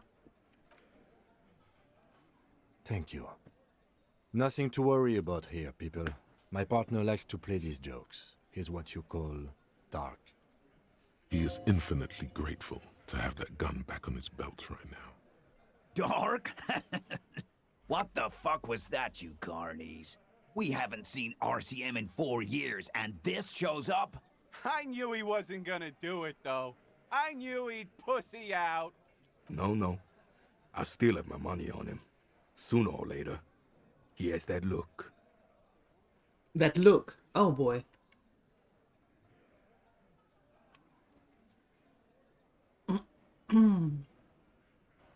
Yeah, let's go back to normal. Let's pretend this never happened. Do not You think your weirdos! failed suicide attempt will win you any pity from these men. Do not expect them to forget it soon either. Again, it was a dark joke. Maybe we should go for a little walk, Joker, before we continue. Jogging around seems to have a positive effect on you. Yes, get the serotonin running. Keeps those bad thoughts away.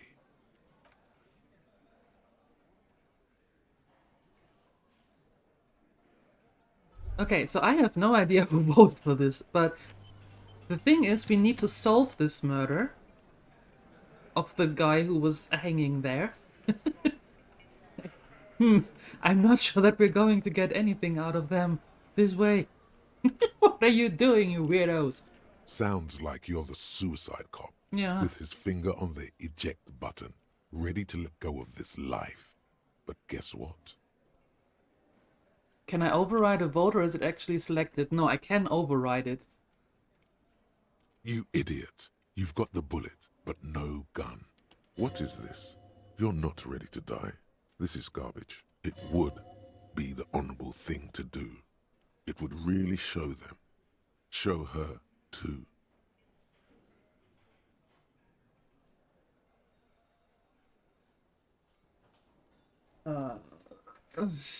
No, it's a sign that I want to live. Fine.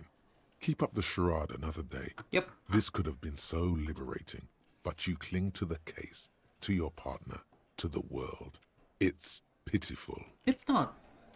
It's not. Not really. Okay. What in the name of hell was that supposed to be? The theatrical suicide attempt. We need to talk about it. Yes, I want to talk about it as well. Yes, well, I was able to recontextualize it as a dark joke.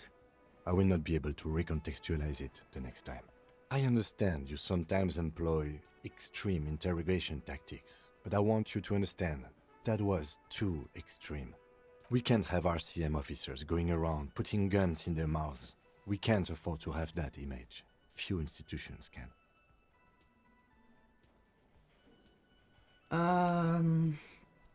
True. Because we chose the head dude and not the gun dude. I went with my gut feeling, and this time it was wrong. Yes. Very, very, very wrong. I'm glad you see it my way. Let's go. Yes.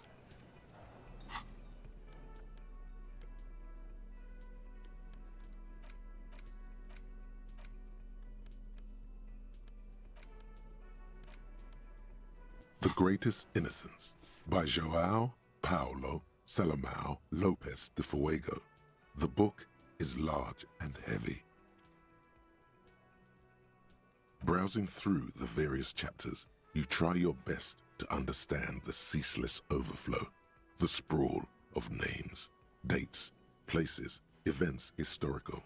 Most of it ends up as a twisted mass of facts inside your brain. You can do it. It'll be worth it. There's something here.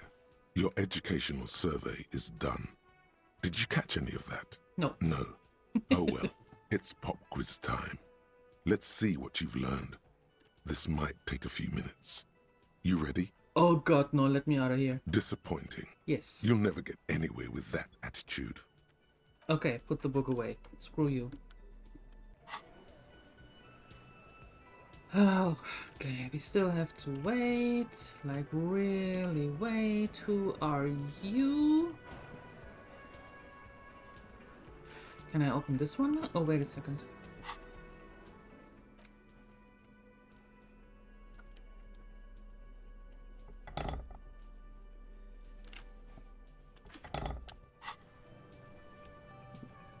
You see a heavy steel door with a prominent dimple lock.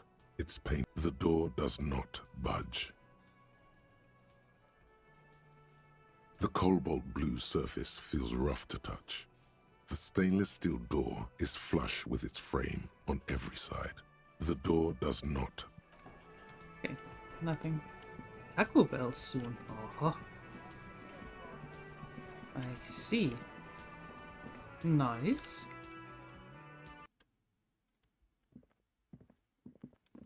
The door is closed. This door can only be opened with a key or from the inside. Still nothing. The lieutenant gives you a quick glance. He doesn't like where this is going. You should punch a fucking hole in it. I really shouldn't. You slam your fist into the vinyl. It does not produce a hole. Okay. The door sits sturdily in the frame, and your fist hurts. This was all a very good, normal thing to do. Stop that.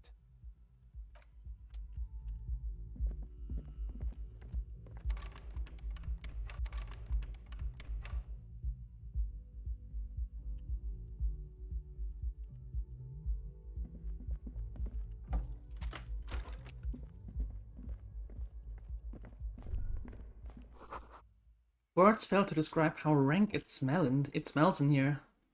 They should have sent a poet. Okay, nothing is working, and we still have to wait.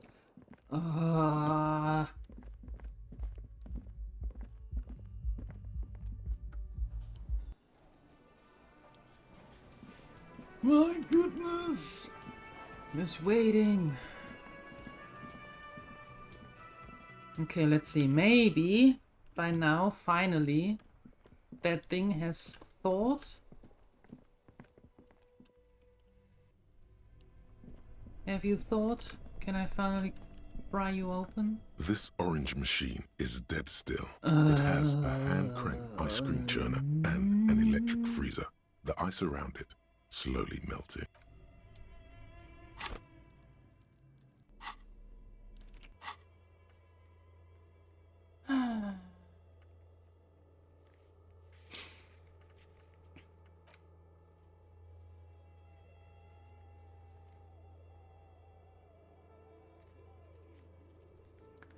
You have no idea where you are. Lena encouraged you to ask others to explain the world. You're in greater detail. Perhaps try a rich person. Rich people are educated.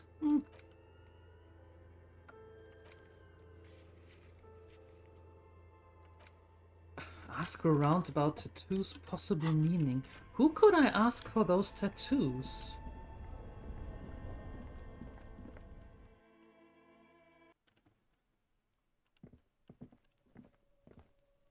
The tracks are as they have ever been. A bit more worn, perhaps. Fortunately, Yeah, okay. That we know where that is. We know what that did.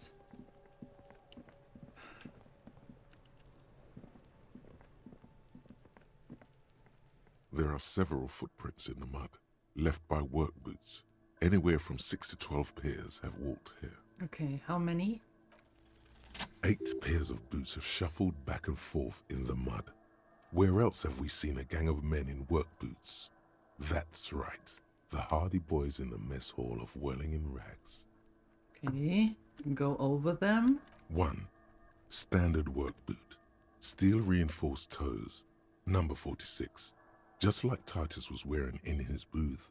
This is the big dick, Titus Hardy. The one with the bald cap on his head. Continue counting. 2. Standard work boot. Steel reinforced toes. Number 44.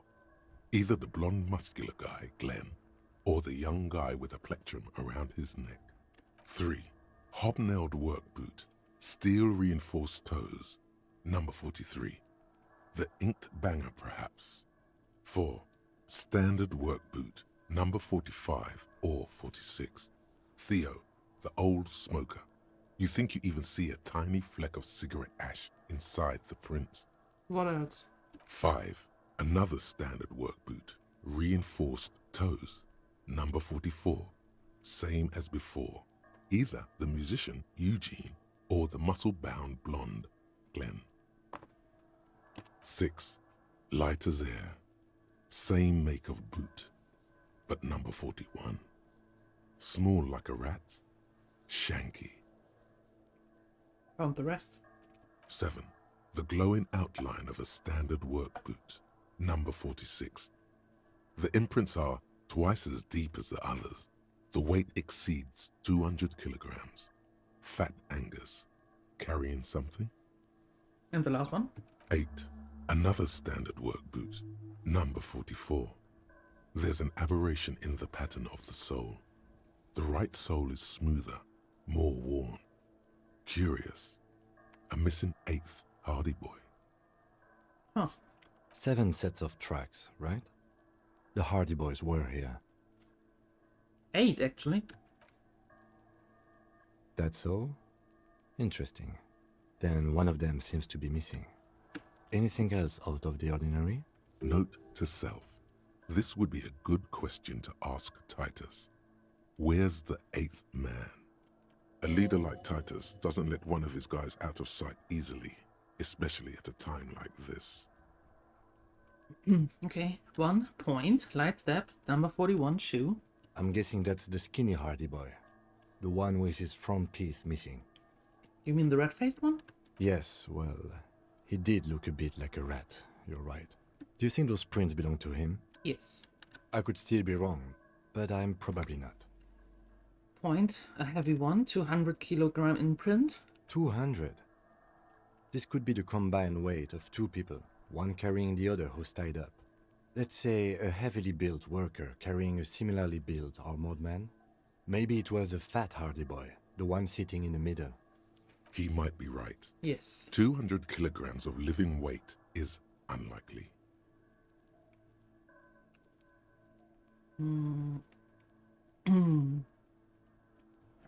Yeah, the big guy from the booth was carrying the victim.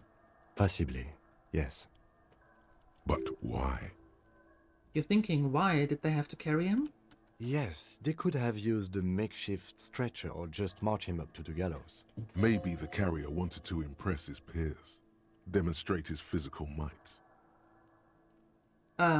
Maybe the victim refused to walk to his own lynching? You have a point there. Thank you. Anyway, it's something to consider. What else can you see? Point, an aberration. One soul is smoother than the other. Interesting. Let's name it the Old Soul. I wouldn't be surprised if this was the missing Hardy boy. Wonder who he is. Did you have any ideas? Someone operating a workbench with a pedal? Like a joiner at the harbor. Or maybe a drummer? He regrets it the moment he says it.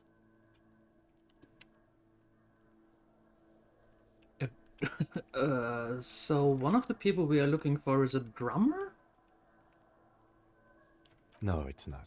Forget I said it. We are not looking for a drummer. Perhaps it could be a driver. A driver would wear out the right shoe before the left. The accelerator is on the right.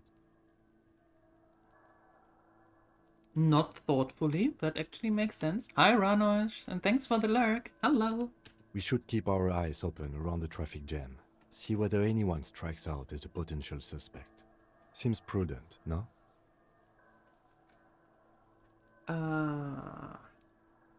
I'm not sure. We don't want to attract too much attention. You're right. Let's keep a low profile.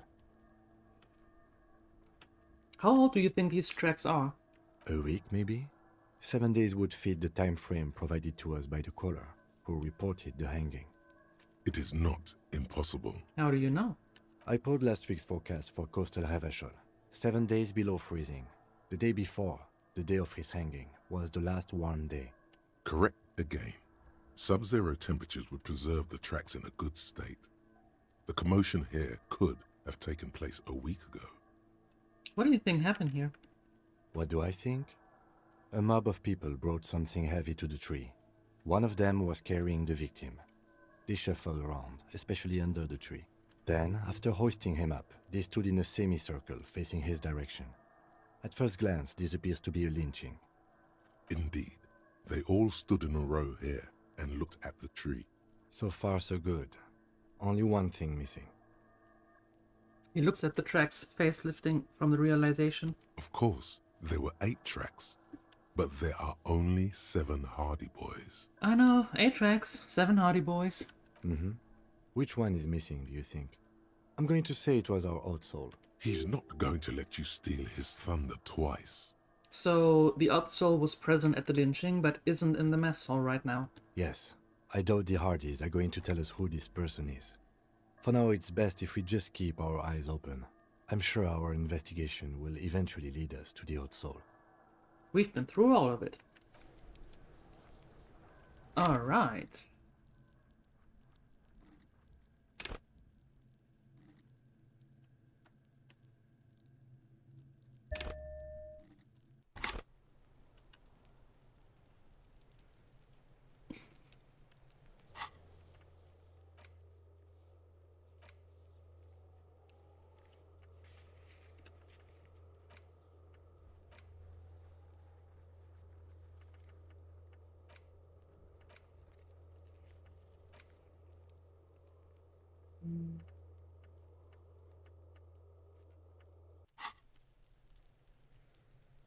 Okay, and still need to wait for another hour.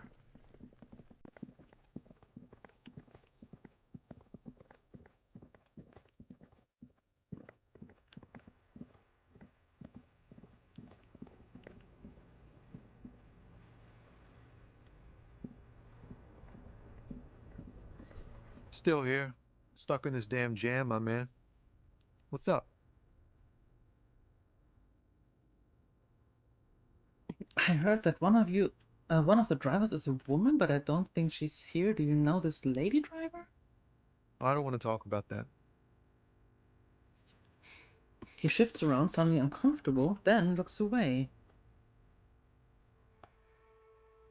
I don't need to pry, but I need your help. She may be involved in the drug business, with the drug business. Man, I was hoping it isn't going to be her. All I can say is, she isn't around here anymore. She isn't some evil drug trafficker. And I don't know where she is.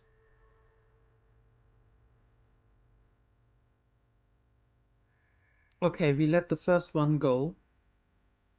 Because we did talk to him several times and he never gave us anything, and now all of a sudden he does. So who is this person? What's her name? Thank God I don't know. People here call her the Lady Driver. She kept her name a secret. From me, too. Now I see why. Who is she to you? A friend? An acquaintance. I don't know. She was the only person in this damn jam I could talk to. She's someone I don't want to rat out to the law, okay? What does she look like? A youngish woman. Gruff, but in a cool way. What color hair? Blue and violet. Dyed. It was violet when she got here. Blue before she went. Then she may have dyed it again. I asked you who's conducting the drug trade. You said you didn't know. Now you're saying you do. Now you can. Now we can actually ask him that. Hi, Wikinger Eva. I didn't, man. I told you I was hoping it's not her. Ah. That she wouldn't be mixed up in it.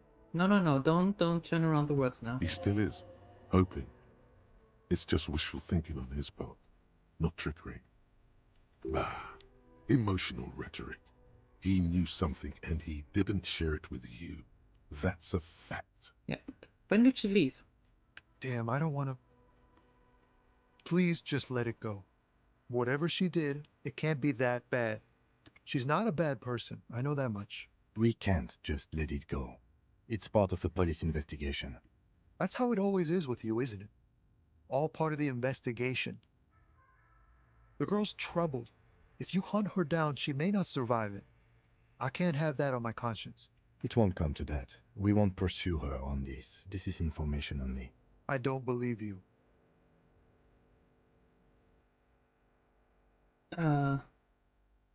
Believe us? It really is? I just can't, man. I'm not naive. You said she's troubled. How? She's got the darkness in her. That young person's darkness when you think it's all over. And you're looking for a way out. She shared this with you? Yes. Which is why I don't want to snitch on her. It's not snitching, it's just a few questions. It's snitching, man. I know what it is. I was told everyone's afraid of her. You're not. I heard the rumors. I saw the other drivers looking at me strange when we talked. And she told me, too, that she's had a violent life. But I wasn't afraid of her. More like for her. Did this violent life include drug trafficking? Well, it looks like it did now. But we didn't talk about that. We talked about life, you know? She talked about her mind. Hold on, her mind? The way it worked. The trouble it was giving her. The pain it was causing her. When she left, did she leave her lorry behind? Fuck, man. Go grill someone else with these questions, okay?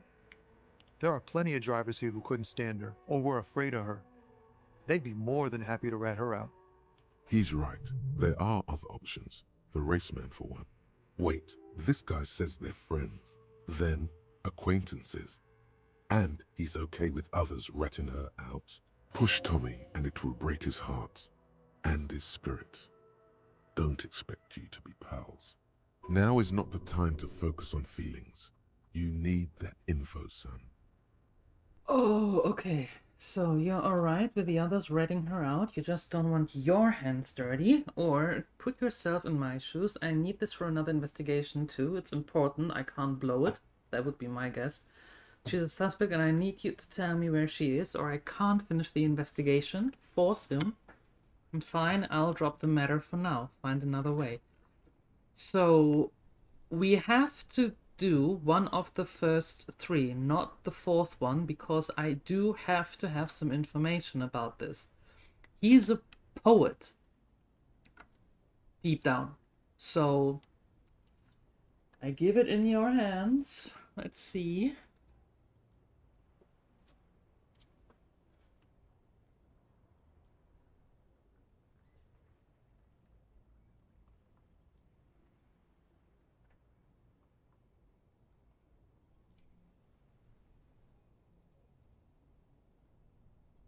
Well, that's easy enough.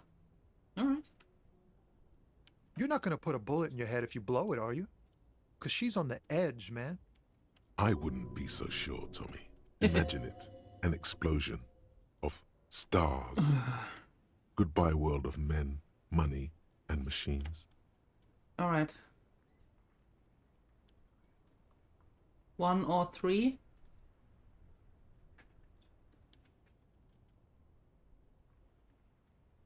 This is new? Yeah, this is new. Actually it is, which is good.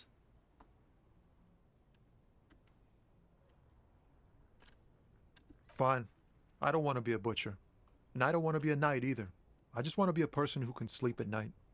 A little fame wouldn't hurt too. Oi, boy. Okay, now there's only one left. She's a suspect and I need to know... and I need you to tell me where she is, or I can't finish the investigation. I thought you were a different kind of cop. Something breaks in him as he stares into your eyes. The realization that you've used his friendliness and goodwill for your own ends. Remember, you're doing it for the bigger investigation. This is important. Relax. Ask. Where is the lady driver? Here. He takes a keyring from his pocket, then looks at it before giving it to you, in silence. Her lorry's still here. Down past the statue of Philippe. The cabin is green. You can get in there with these. That's all I know. When did she leave? Last Friday. Oh. Anything else, like where she is now? No. I don't know. Oh. And why did you have the keys? She left them to me. Because she trusted me. So I can get it out of the way when the jam breaks loose. Otherwise... He doesn't finish the sentence. The other drivers would have to tow it or break in to get the machines moving. If they break in, they would find what's hidden inside. Something incriminating. I'm sorry I had to do this. I bet you are. And he's sorry he couldn't be what he wants to be. A good person. His last line, his revenge on the world. Most likely. Nah. I need to think my own thoughts now. Pray forgiveness for my sins. Go check your cabin. I hope it gets you something. Help someone. Alright. I know that isn't what you wanted to do, but you actually did a good thing. Now we have to find the lorry. Which one is it? I think it is the one down here. There it is. There it is. This green found, A to Z, contemporaire, is parked in the shadow of the ruins looming overhead. It's seen better days. This is the one our man pointed to. Yep. Unlock the door with the key Tommy gave you. You push the key into the lock and turn. It makes a cracking sound. Then the door pops back a few centimeters. You can just... open it. The smell of cigarettes and perfume welcomes you. The cabin inside is plastered with old movie posters. Actresses smile from the walls. There's a radio transmitter in the front and a toolbox tucked under the driver's seat. Some tools lie scattered near the pedals. There's something odd about the passenger seat. The seating fabric has been pulled tight over the lower side of the seat where the toolbox should be. Admire the posters. These are movie posters featuring starlets from long-forgotten films from the 20s, the teens, even the 90s of the last century. One of them particularly catches your eye, a centerfold of an ingenue attached right above the back seat. There's definitely perfume in the air. It's spicy, with a hint of amberette, wafting through the bitter air of the cabin. Study the centerfold. The actress is draped in a sheath dress, Oh. one of her shoulders bared. The faded remains of an autograph run across the poster. She's looking past the camera. A feeling of tenderness washes over you. A longing even, perhaps. And gentle tragedy. Wait, doesn't she resemble someone you know? But you can't put your finger on whom exactly. Enough of the posters. The actresses and the rear actor all smile you a warm goodbye. A radio transmitter is attached to the dashboard and a toolbox sits under the driver's seat. Examine the radio. Looks like the frequency dial is absent. It requires a key to work, but the key has been removed, likely by the missing lady driver. Strange. There are so many radio stations saved here. Must be over 100 at least.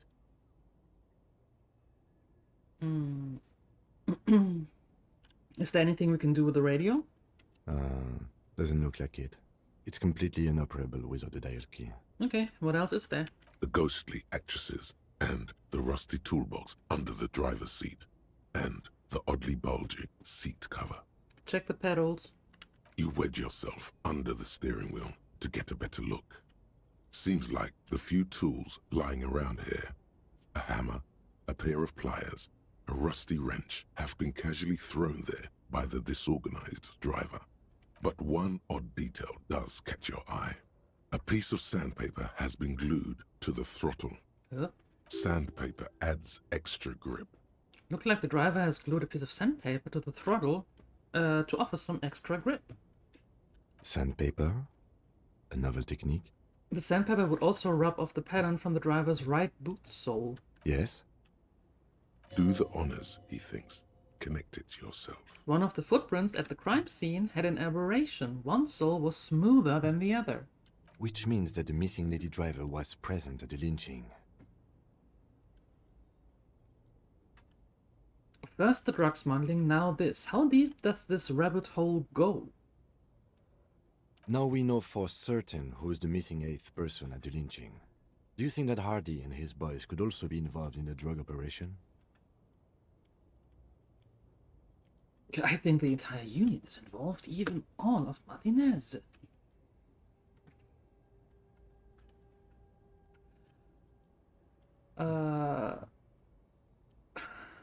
Well, this would fit what Joyce told us, but I don't want to make any assumptions. It would fit what Joyce told us, actually. Understood. We should still go and see what Titus has got to say on the matter. Yeah. The movie stars are still smiling from the walls. The radio transmitter sits on the center console, and a faint smell of perfume is in the air. Hey, Brother Grimoire. Hello. Good morning. Good to see you. Wow, we got Brother Grimoire here. And then we have Chaos here. Oh my. We have a meeting. Dropping by to lurk before you do chores. Thank you for the lurk. Appreciate it. Peel off the cover on the passenger seat. Voila. A stack of neatly folded papers has been stashed behind the seating fabric. You see 3 maps depicting a large metropolitan area. It's Revachol. Some of its routes and highways have been outlined with a pen. Bonne prise. The lieutenant commands you as you shift through the treasure, well worn and folded into neat squares. Fold open the topmost map. This large map displays the elevated motorway called 881. The intake leading to Martinez is marked with a blue X. There's another X on the off-ramp at a place called the Old South. Toll booths at the intakes are marked with a circle. It looks like there are scant few ways of getting onto the elevated motorway that runs over Jamrock, and this person knows them all. Convenient. There, hundreds of thousands of motor carriages roar on the 881. High above the mass of brown and red roofs, that is Jamrock. The commuters don't even look down. The world ceases to exist outside the windshield. Hold open the second map. This municipal map from the 30s displays a complex system of storm sewers underneath a sub-district called the Pox. Old military hospital, right adjacent to the 41st precinct. Hey, that's our precinct. No storm will ever drown Revachol. The great solution to the riddle of history. Wind rips through the empty hallways of the once great military hospital, now just a ruin under an overgrown park. Beneath the hospital, great sewer tunnels hum and vibrate with life of their own. Look at the third map. The final map displays a labyrinth of service tunnels left over from the construction of Motorway 881. A few routes have been marked with a pen, where the tunnels and sewers surface near the eminent domain and a traffic island in central Jamrock by the lake. Looks like the smugglers have infiltrated the road network belonging to East Motor Tract. Well, the smugglers have infiltrated the motor track. So it would seem. The lieutenant examines the maps with a thorough brow. The RCM patrols most of these auxiliary roads, though apparently not all of them. Where does the contraband end up? Hard to say. This distribution network looks certainly large, yet still vague enough. It doesn't reveal much about the Besmerti behind it. Besmerti? That sounds vaguely familiar. The Besmerti is a Revacholian crime syndicate. They see themselves as the inheritors of the 14 Revacholian Indo-tribes, but really they're just violent gangs vying for control on the west side of Revachol. With cool names like La Puta Madre and Aura Masta. It's a dark parody. Who do you think is behind this? It's definitely not the Union. They just do some logistics. This operation has spread everywhere in Jamrock. If it's that widespread, then Madre remains the most likely suspect. Here's bad news. There have been attempts at a serious investigation before, but they haven't ended well for those involved. Lieutenant Kitsuragi is a brave man for saying Madre's name without the winces and whispers that usually accompany it. Especially bad news for cops who may have something in their past they don't even know is there. Return the stack of papers under the seat. Best not to disturb the scene. I'll have forensics go over the lorry and pick this up later. The stack of maps looks just like before, barely noticeable. Good. The movie stars look silently by, and the pull-out toolbox has a rubber handle, worn from years of use. Pull out the pull-out toolbox. A metallic drawer slides out from the seat. It's empty, except for a folded newspaper. Unfold the newspaper. It's an issue of Périphérique from last Wednesday. A piece of paper falls out from its pages. Pick up the note. It looks like an article ripped out from a radio enthusiast magazine. Complex mathematical equations explain the basics of something called the Ulan frequency system.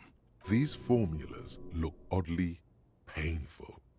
Maybe it's the hangover, but they give you a headache. The Ulan frequency system? I've never heard of that before. I know of FM, AM, UKV, but... His thoughts trail off. Put it in the pull-out toolbox. The pull-out toolbox slides back into its nest. The rest is as it was. Posters, a radio, dust on the windows. Okay, close the door. You close the rusty old lorry door. Great. I think we got everything. A word, detective? Before we return to Joyce? Yep. All right, we've finished here. Let's quickly debrief and go over what we found, so we don't do it in front of the company rep. Okay, seems like something police would do. What do you think of all this, Kim? Honestly, I'm quite worried by what we've seen so far. The evidence seems to point to a rather extensive and well-organized operation. I'm especially intrigued by that radio transmitter, particularly the sheer number of stations it can connect. Looks like this alleged drug trade casts a wide net. This means it's well-funded. Technology like that, a major player must be financing it. Everett? I'm not sure what the Ulan frequencies are all about, but they may hold some significance. Perhaps it's a better way to connect between fleets while avoiding frequency bleed, or maybe it's used to tap into RCM networks. Listening in on your calls between you and your station, a worrying prospect. Oh, and the maps we found. They reveal the geographical extent of the operation. Looks like they've used abandoned tunnels and access roads to stay hidden. This is useful info. And last but not least, it looks like the Hardy Boys knew this driver, as we know that she was present at the lynching. This may be the Union connection we've been searching for. The probe and the case converged, he thinks. This was quite the find. So it turns out this is connected to the Union, but... Like Joyce told us, yes, logistically. But don't expect to bust this open during our stay here. At best, this is an angle we can use against them, to other ends, as extra ammunition. Okay, what about the movie posters? How do they factor into all of this? I'm fairly certain they don't do anything, but... As elegant as they are, I don't think they are relevant to the drug trade. Yes. Don't be fooled. Desire always plays a role. Could the film industry be involved? I'm going to say no. Okay, will the RCM open an investigation into this? We should return to the murder case. See what Joyce tells us about the lynching. When we are done for the day, I call my station and suggest our narcotics department look into it. Okay. There are more than enough grounds to start an official investigation, sometime later when we are done here. We do not want to get caught in that. What are you thinking? The fact that one hasn't started already gives me pause. An investigation, I mean. Especially if the Madre grouping is involved, and I can't imagine they aren't. It's certainly worrisome. Corruption? All the same, I don't like the idea of internal affairs descending on the matter. That won't help anyone either. Okay, debrief over? Debrief over. After you. Okay. Lady on the boat, here we come.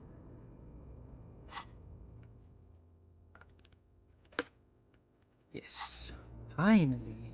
My goodness. That took forever.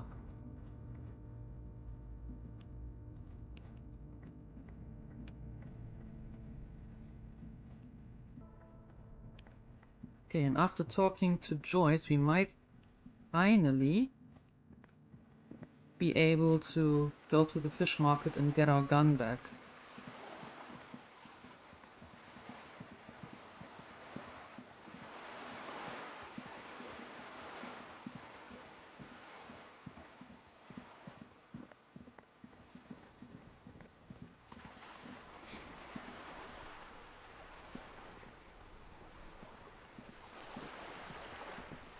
You're back. Good. What can I help you with?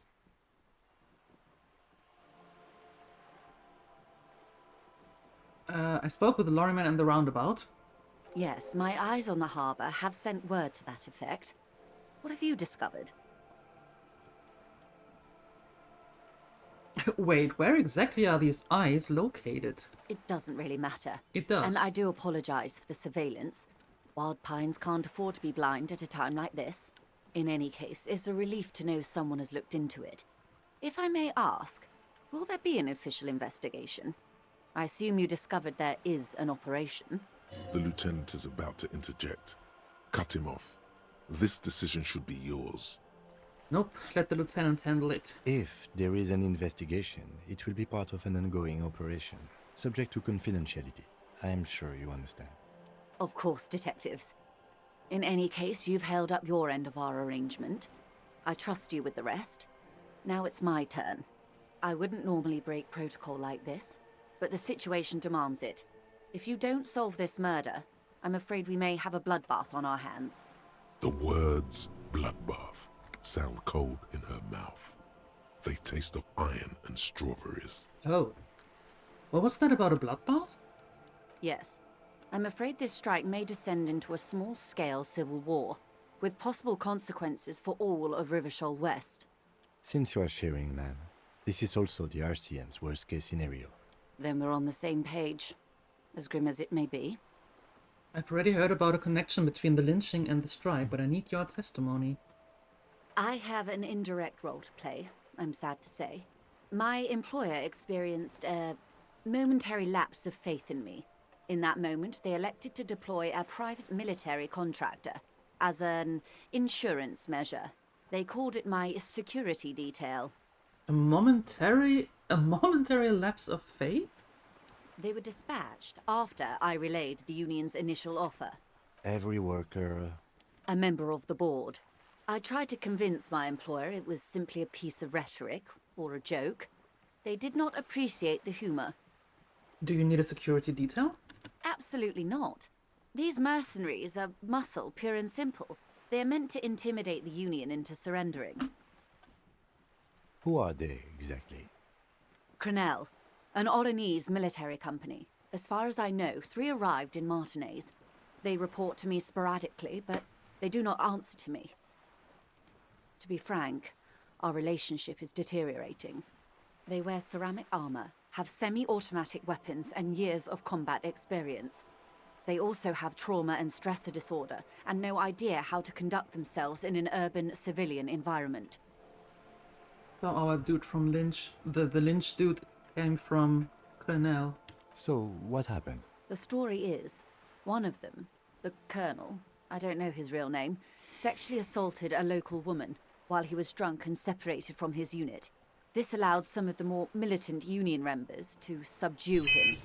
He was taken out behind the whirling in rags and lynched last Sunday night. What then?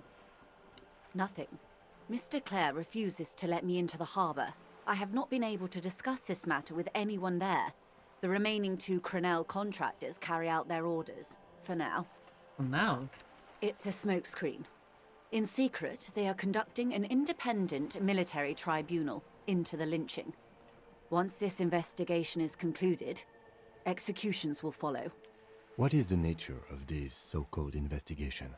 Whether to execute one, some, or all of the Union militants. It'll be all of them. The decision is already made. No more work for today. Next, beer and burger. Oh, nice. Is it a... You're hyped, thanks for asking. Apparently. Is it a work thing or is it a private thing?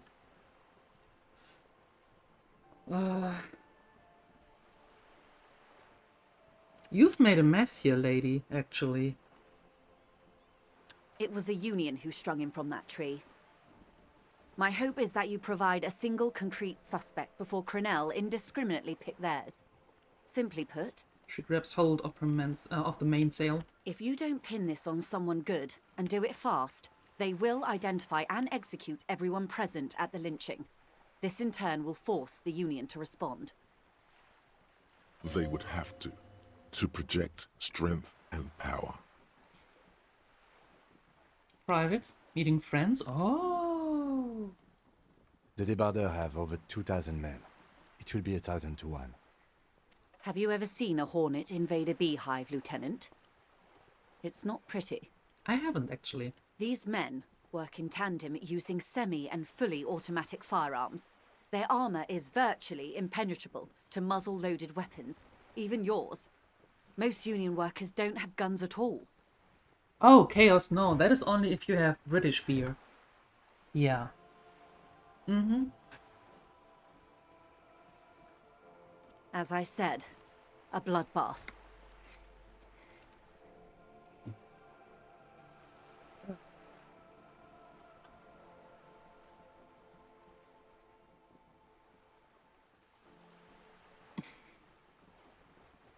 Isn't this a pretty bleak scenario you're describing? Many bleak scenarios have already come true, Lieutenant W. Frater de Bois. All we can do is keep the rest from going the same way. One single concrete suspect delivered into civil court, and I may be able to defuse this situation. Okay, what can you tell me about Crenel? Not much. Their public resume is relatively good, as far as private military contractors go. I believe they were once called Downwell. Down a deep, black well. They boast a long list of clients. Saint-Baptiste, Welschmann-Lorenz, Eintracht. A warning sign, however. The operations concerned all take place in third or fourth world countries. Fourth world? Guarding facilities, escort missions and such. Meaning they're used to operating in war zones. Yes.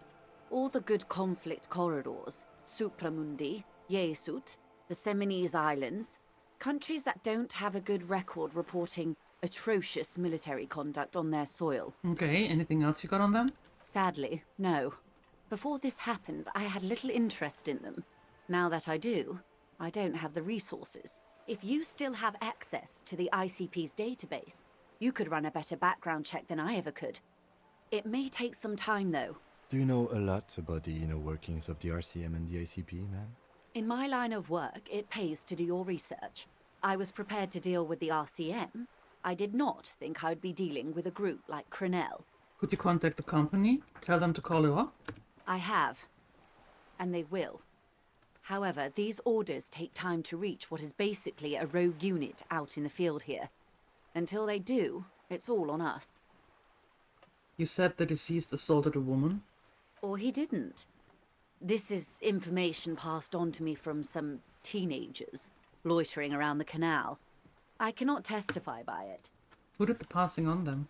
The remaining contractors. Their tribunal. It's what they believe. What did these teenagers by the canal say? That the man was killed because he assaulted a local woman. I've asked around a bit. This seems to be the accepted story around Martinez. The lieutenant consults his notebook, his eyebrows knitted in concentration. Odd. We haven't heard any reports about an assault in connection with the lynching. Where did it take place? And when? Last Sunday night, at the Whirling in Rags, the hostel by the gates. Supposedly, the colonel was drunk, maybe on narcotics too. Either way, he's alleged to have sexually assaulted a woman. Sometime later, a group of dock workers got their hands on him. And who was this woman? That's a good question, officer. I don't have the slightest idea. As I said, it's a rumor about a rumor.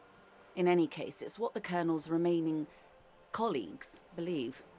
You'll meet her soon enough, you feel. This colonel, the one who was hanged, did you know him? If you mean did I see him alive? Yes. But I did not know him. His name was... Lely. His service name. A nom de guerre, most likely. He wouldn't divulge his full name. Only one of them did. A bad sign if there ever was one. Need to run? Good luck finding anything like truth in Martinez. Yeah, that's going to be a day if we find the truth. I hope to see you later, Elvira, and drive home safe. This Lily, anything else? Nationality? How would you say, how old would you say he was? He was 40. Or 50. It's hard to say which. He had a combat injury on his lower jaw. It made it difficult to estimate his age, or gauge his facial expressions. Indeed, this matches the dental reconstruction we saw on the body. What else? Nationality? Accent? He was, Occidental, I think. Light brown hair, a mixed accent, Oranese, or Messinian, maybe. His injury gave him an accent all his own. In a way, it was humanizing. He had to learn to speak through it, through the injury. That's all I know, I guess. I only met him once. Where are the remaining two mercs now? They've gone to ground, as it were. I don't recommend seeking them out. For one, they're almost certainly armed to the teeth. They don't have the same respect for the Revachol citizens' militia as I do. To put it bluntly, they think you're vigilantes. Ghetto savages. It will not be a fruitful meeting. Vigilantes. You're a professional officer of the only legitimate authority in Revachol.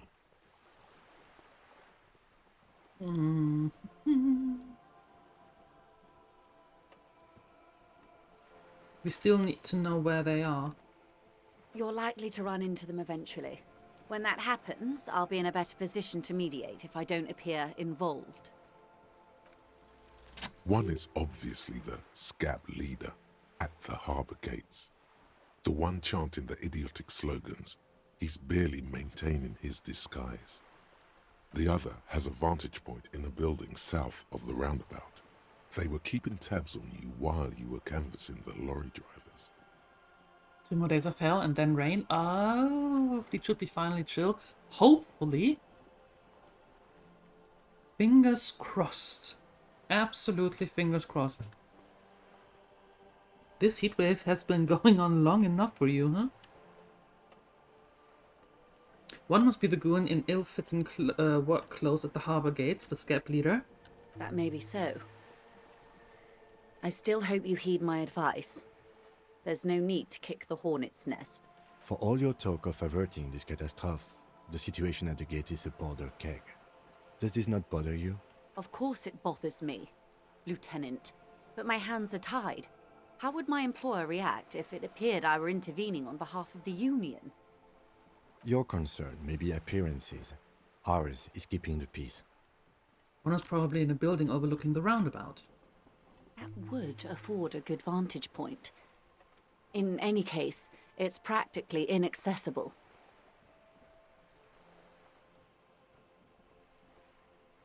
But you did your part to add to it. What did you do? Leave the heating on? Where is your radio for contacting them, if I may ask? Do you have an earpiece? So I want to finish your keynote. You run out of steam. Heavens no. I'm not an undercover agent. There's a shortwave at the ship's wheel. I don't know, Siri. What keynote? What keynote are we talking about? I hope I can answer it better. How much time do we have? Until the executions start? Truthfully, I don't know. It depends on their progress identifying the members of the lynch mob, and their impatience. They don't report their progress to you? Not on this matter. I'm afraid they consider this a personal initiative. 5 days, not more. Maybe sooner. It's a matter of days, not weeks. That's enough for now. I am sorry to have been the bearer of bad news. If there is anything else I can help you with, please ask. Yeah, I still need to talk to someone about this situation. This reality. The aim is to gain a deeper understanding. It's related to that medical episode. I have trouble remembering even the most basic terms of reality. Ah, yes. The episode. Sounds like an acute case of encephalopathy, now that I think of it. Don't be phased, madame. He functions perfectly well. He only needs a lowdown on all of reality. We may be here a while then. Ask away, officer. I'll help however I can. All right, you're in. Okay. Begin with the first one. You'll appear worldly. It remains a mystery what you mean by this something close. This isn't about you. It's about reality.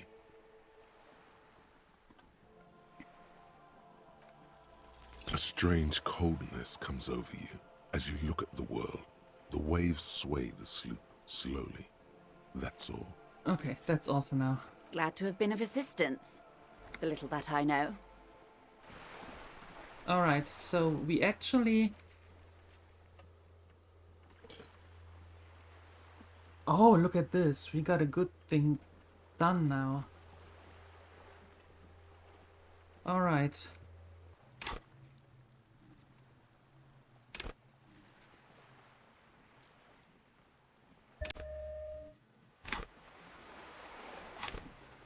Can I do some more? No, okay.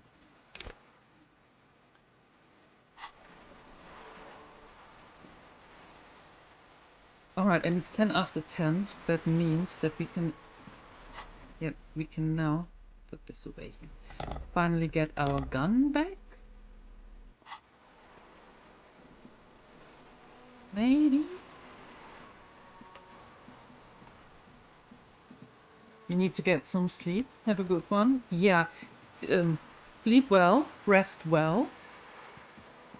And I catch you next time. Chaos, thank you for stopping by. Appreciate it.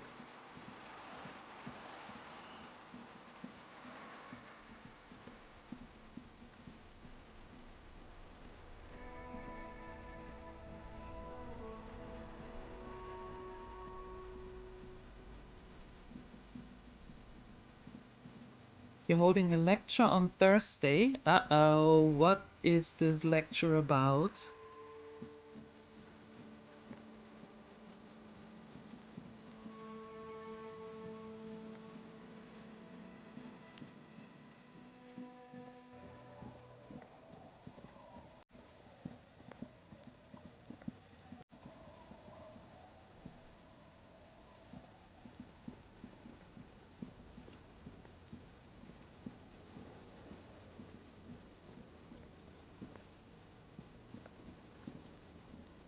The old woman still sits in her chair, continuing with her chores.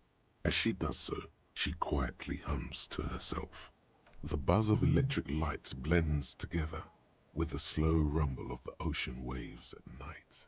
Yes, I can't really sleep anymore. Only a few hours a night. It happens when you grow older. She sloshes the water in the bucket around for a bit. My suggestion is don't. Don't grow any older than you already are. Okay. That's old enough. What's troubling your mind? Nothing. Where do I have to go to get my gun? The door is closed for today. Time to put the kids to sleep.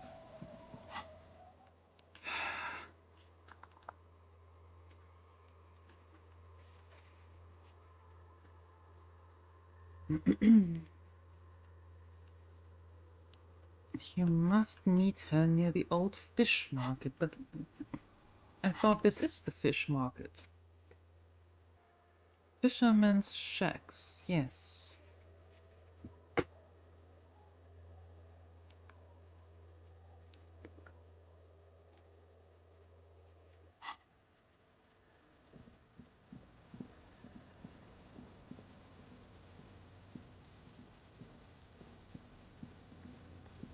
Hi, the sea's gonna calm down soon. I can feel it. The wind is turning southeast. What's on your mind, officer? No, nothing.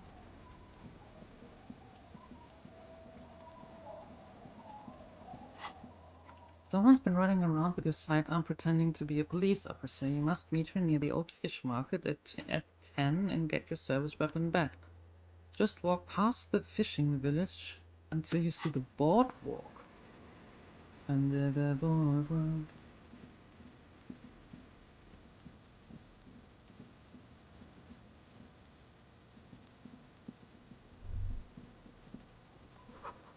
A little black swallow circles above you. You hear it chirrup.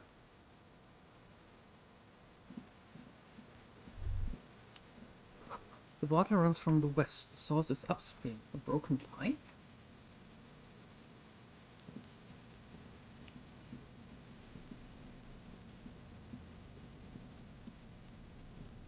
I have never been up here. Wait a second.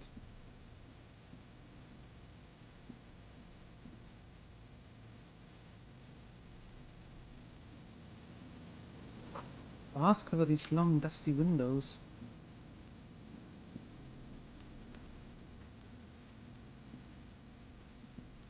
You see a once bright new room towering above you. The signage has peeled off over the years, but you can still make out Feld Electrical R&D. A slogan used to intertwine with the loops a long time ago. Now only a shadow of peeled letters remains. It says, "Tomorrow is just a whisper away." Looks like tomorrow never came.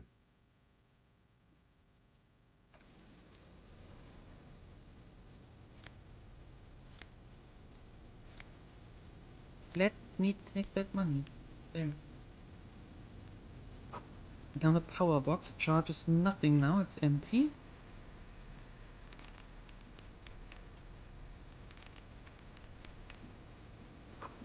The fence blocks the path. No way on from here.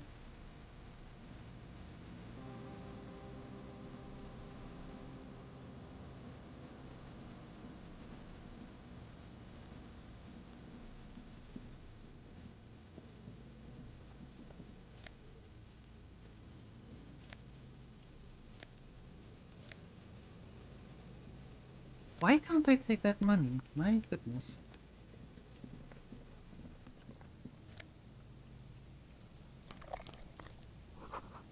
No boat in the boathouse today. Who are you? Why haven't I seen you before? Here we go. Nice and easy. No way out, little guys. Not out of this jam. There's a cylinder on the ground in which the man is arranging some netting. It looks like some kind of trap. He notices you.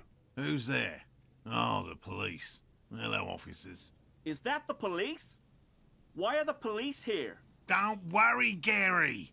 I'll handle it. Don't worry, Gary. Hi, Total Reach. Hello. Maybe the water lock is fixed. We were supposed to go back to Martinez a couple of days ago, but that damn water lock is broken.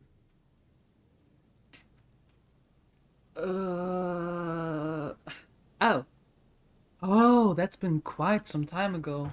Hydrate? I'm going to hydrate. That's good.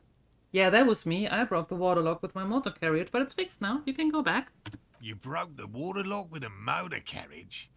There was a billboard in the canal. Not a vehicle. It said Samaran Butter.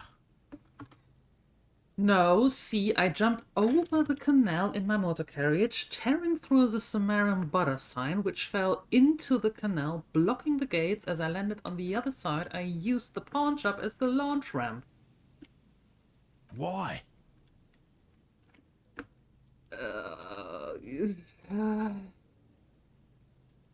I'm sorry, I don't know. Did he say we can go back now? Yes. Yes, Gary. We can go soon. Are you doing some kind of science here? You look like a science person. A science person? The so-called science community hasn't accepted me as one of their own quite yet. I'm Morel, a cryptozoologist. I'm out here looking for a rare insect called the Insulindian phasmid. What I'll now? shake your hand, but He displays his gloved hands, which are glistening with silt and sewage. Ew. The way he said the word, phasmid, made it sound full of mystery. This is a very special word for him indeed. I don't want to know, actually. I think I do not want to, no. I'll get going. Bye. That's, ew. It's bugs. Tiny cages, carefully constructed. The soggy lock smell of ignition fluid. Still, they won't light up.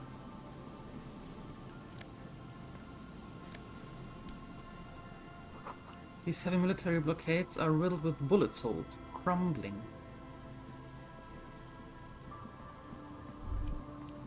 That patch of reeds over there, it's a great place to hide something. Kind of out of the way, being so close to the water. Wait, I can't see anything interesting. You don't have a reason to. Yet. What is this about? Nothing. Just a hunch. The hunch passes, leaving you there, by the old boy bobbing in the water. Time to go. Okay. The boy bobs in the water, the number on it says 11.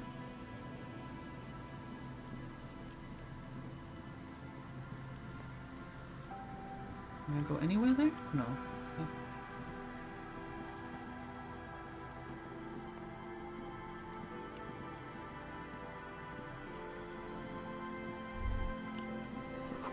This section of the coast hasn't been used in decades.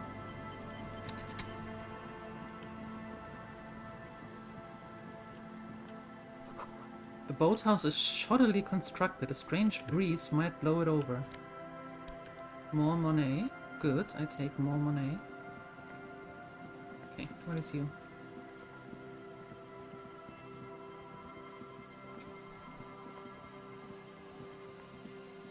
A scattering of bullet holes is spread across the cracked wall, reaching from one corner to the other. Look, Kim, even more bullet holes. Something's definitely gone down here. Correct. The density of the bullet holes is unusual. Even in a general average bullet hole frequency in Martinez sense. Grim affairs. Meaning this is a lot of bullet holes. Looks like fully automatic rifle fire. Something you don't see these days. Why not? The manufacturing and sale of automatic rifles was curtailed after the revolution. The destructive power of such tools proved to be too much. We do need to retain some humanity in this world. Is it the right one? Yeah, we can redo this. Unable to piece together the big picture just now. There's a hole in their hypothesis. Fine, okay.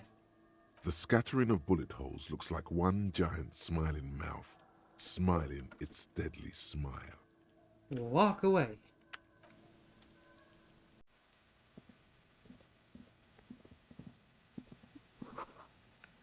Ancient paint is peeling off the roof of this shaded bench, covered in rust. The sign says Entrée interdite.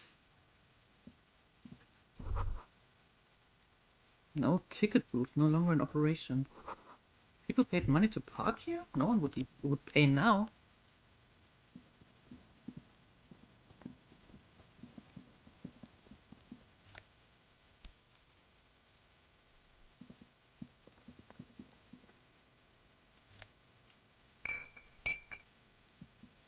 More money. Money's good.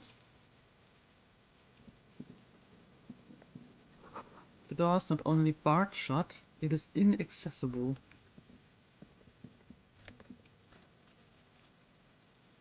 People.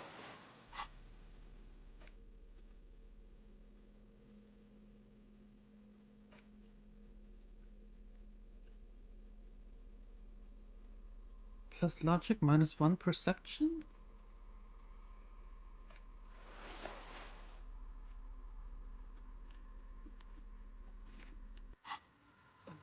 Okay, better.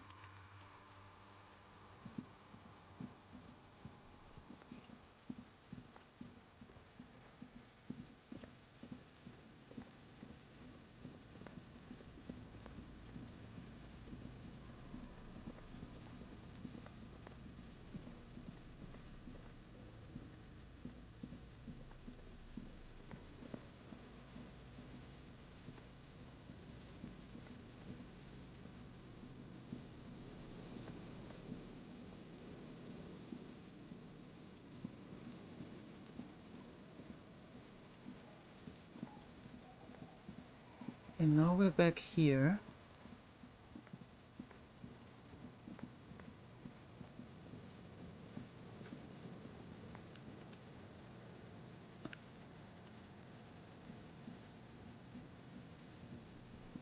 But just realized, key, that I was just crashing worth quite a bit of mission and kicking myself. What? Crashed so many over the years? What?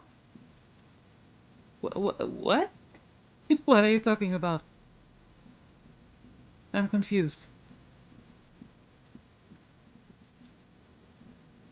Put your hands where I can see them. But the aging woman under a mountain of police paraphernalia mumbles to herself, then notices you and reaches for the megaphone. Show me your hands. This is the pigs. Show me your hands. Right now! Show me your hands! Right now! Scavenged, battery-powered police lights protrude from her back. The flickering light show reveals a gun in her shaking hand. That's our gun. Madame, please drop the firearm immediately. You shouldn't be here. Something's very wrong with her. She's completely out of control.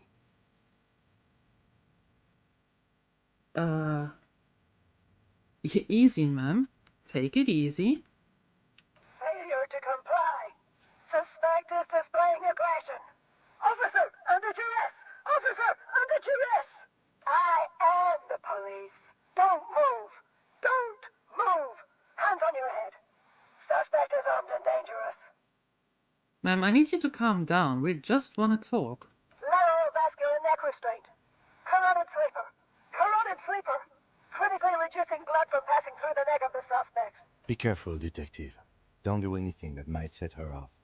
You have to go for the gun sooner or later. Perhaps you can learn crucial facts before you do.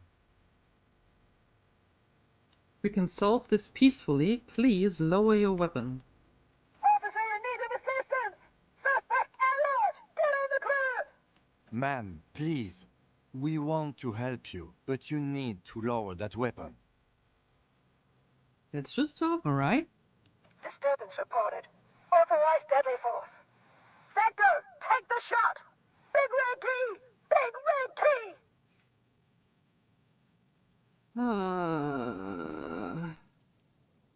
Please identify yourself, Mom. It's a goddamn police shitbag! Hug the pavement! You're under arrest! As she waves her hands, you notice familiar-looking ampoules and packets sticking out of the mountain of police gear on her back. Medicine or drugs?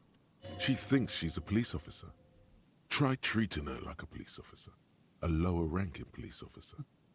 Officer Biggs, W. Freighter Harriet Dubois requesting your sidearm for inspection. Hold out your badge. What? She lowers the megaphone and stares at the gun in her hand. Patrol officer, you're in gross violation of the RCM Code of Conduct.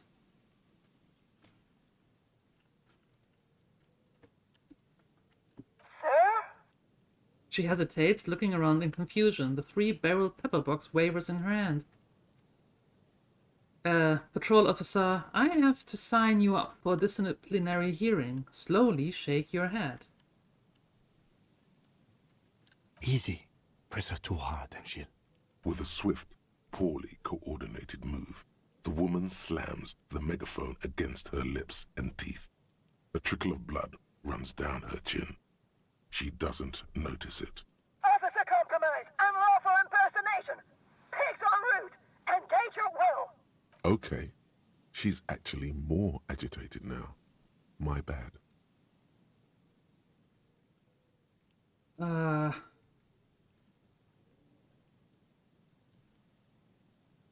Wow. Are you on drugs? Confiscated contraband, restricted access, 2 kilos missing. Eyewitness report compromised. I don't think she's on drugs. Being off drugs might actually be the problem here. You're not the police, we are the police. Back up! Back up! Back up! Status unconfirmed! Lieutenant Double-Ear Freighter Harriet Dubois, 41st Precinct. This is my partner, Lieutenant Kitsuragi, from the 57th. No. I thought Mr. Moran. Gareth. Aggravated assault! Man down! Officers in pursuit! There's a scenario unfolding in her head right now. It has nothing to do with what's happening here. What's the situation, officer? Law enforcement compromised! Impersonating a police officer! Does she not believe you two are actually police officers?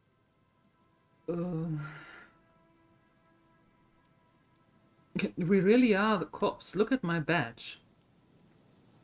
License and registration! License and registration! Come in, dispatch! Sector! Azimuth! It's not a code, just disjointed words. She's losing it. One twitch and there will be blood.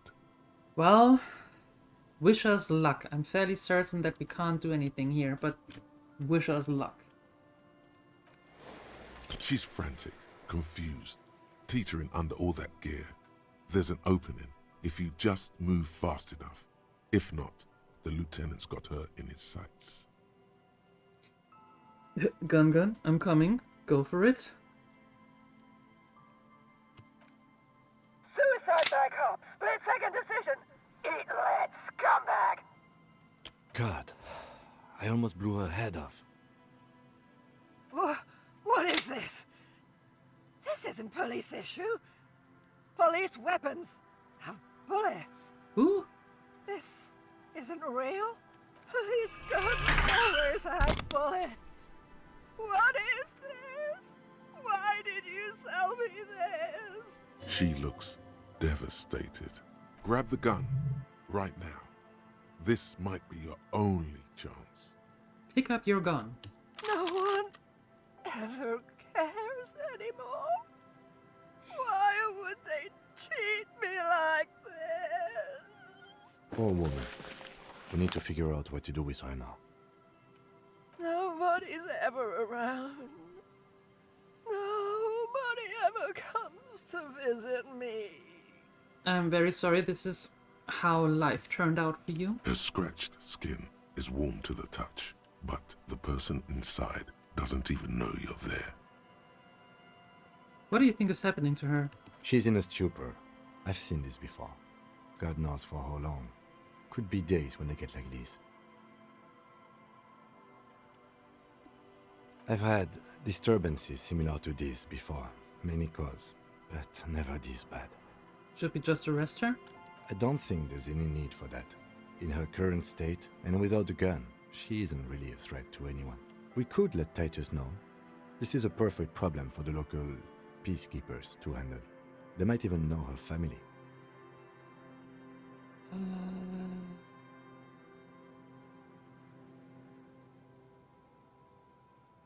Yeah. Then we can ask him once we get back to the whirling. But we have to hurry, because it's late and they might have already gone home. But I think we are done here for now. Let's head out. This is done. Please, leave the radio on. Reflex to what? Being left alone, she stands motionless. Just a heap of clothes and fleshes now. Maybe if you search her once more. No. Okay, so we got our gun back. That's good.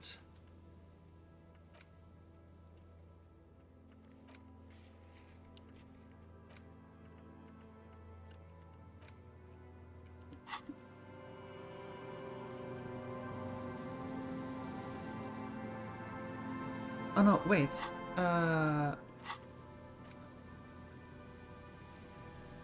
We can fast travel now. Yay!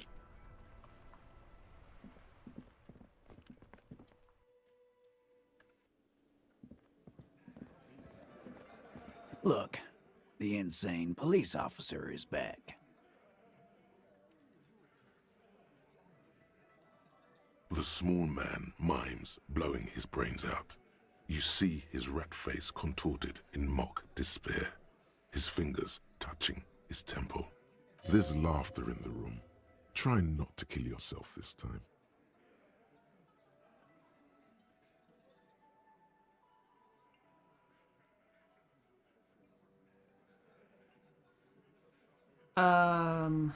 There's an old catatonic lady in the old fish market on the other side of the bay. She needs help.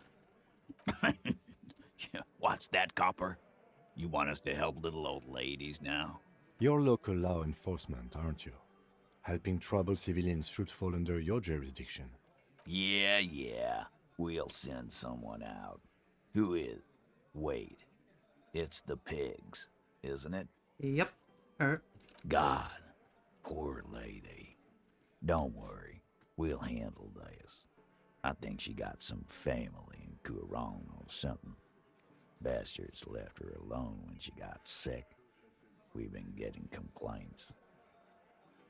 Leaf machine running key Zor drops is actually worth quite a bit. 1.4 bill? Oh, well, better start collecting them then, Total Reach. Hey, wasn't Everard's B team looking for her the other day? They said something about her, I don't know, finding something? Yeah, I think you're right, Gene. She have something of yours, Pig? Whatever you do, do not admit to these punks you lost your gun. You will suffer if you do. Nope, she didn't have anything on mine. No? Well, whatever then, copper. No. They totally said what it was. What was it? Anyone remember? I don't remember. I was fucking drunk. Let me know if you figure it out back there. Now, anything else we can help you with? Thanks for helping out with this one, Titus. No problemo, cop man. We take care of our mentally ill here in Martinez. Ain't that right, boys? Sure enough, we're the real heroes on these streets. Sure. Can't level up there.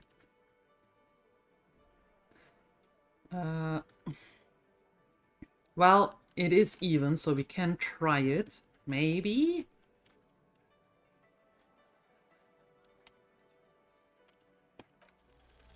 As you look around this room full of sweaty men, swearing, drinking, spitting out tobacco, does this look familiar? Why haven't I seen this before? You believe the place was called Precinct 41. It was also filled with, almost exclusively, men.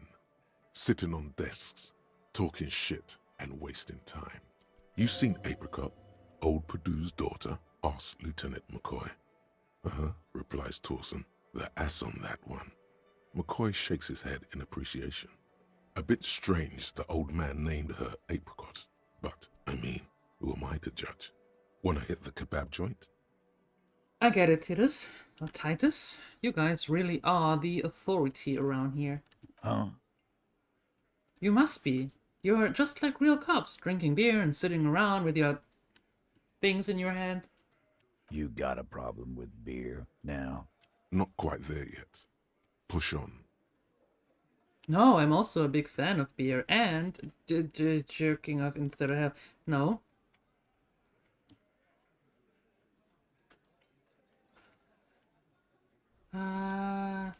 No, I got so drunk I drove my car into the sea and don't give an ish either, just like you guys. Speak for yourself, buddy. We've been giving a shit for 10 years. Right. Martinez was a dump before we put this outfit together. They don't know, man. They weren't here. We had 3 shootings a week, kids dead, fucking graffito everywhere. You cops haven't shown up since the 30s. Congratulations on the graffiti removal. All I see is you sitting around talking about Monica's titties while there's a rape victim. So what? What do you want from me? We took care of that fuck. Don't let him drink that. One more push. Quick. Just don't antagonize him. You have this already.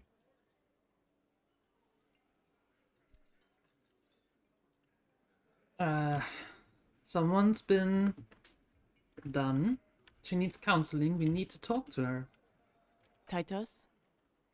She stops mid-sentence. That's it. You got him. He's going to give it up, but on his terms.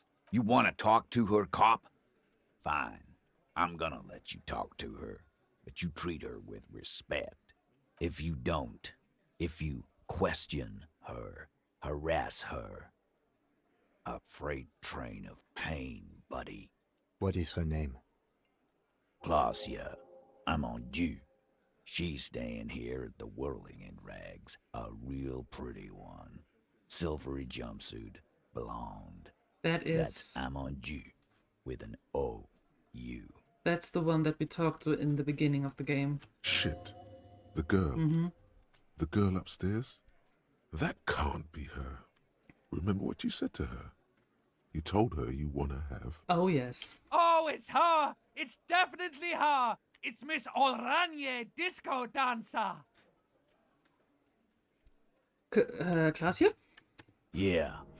Blonde. Tall. 2 rooms over from yours.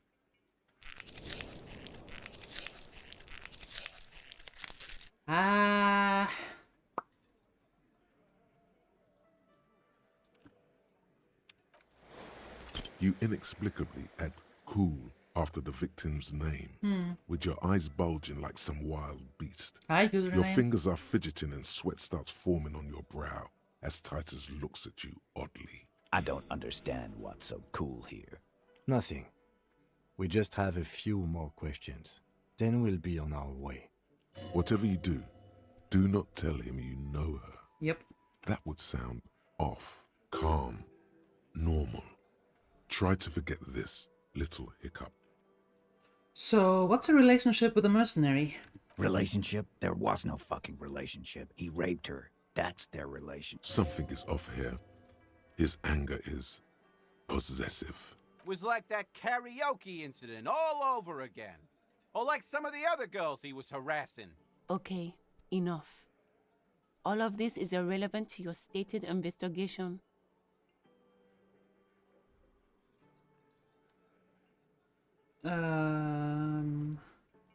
So when was that?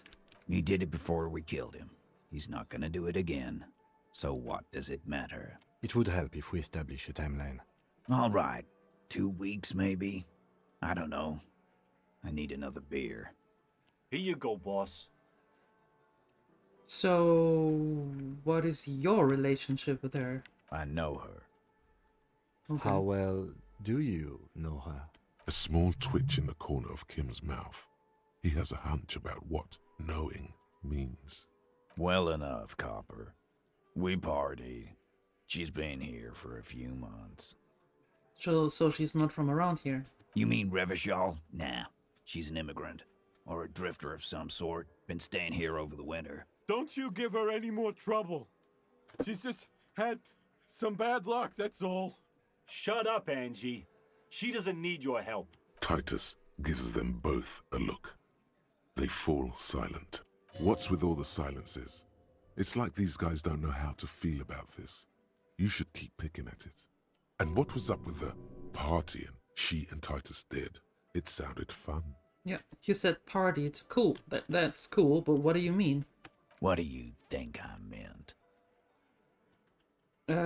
Did you do karaoke? Yeah, tons of it. All the songs. So you're saying the two of you were close? No, We just fucked. Hmm. That's all. Okay. I'm not gonna give you any details if that's what you're after. So put your dick away. He really went out of his way to seem comfortable with this topic. That's all you're gonna get for now. Thank you. We'll talk to her. Remember what I said. Freight train of pain. Yeah. I found 8 sets of footprints, but there's only 7 of you. Where's the 8th Hardy boy?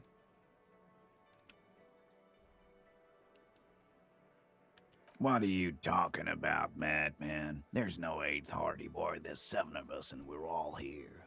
Or what? You want to be the 8th Hardy boy? We ain't hiring. Not really.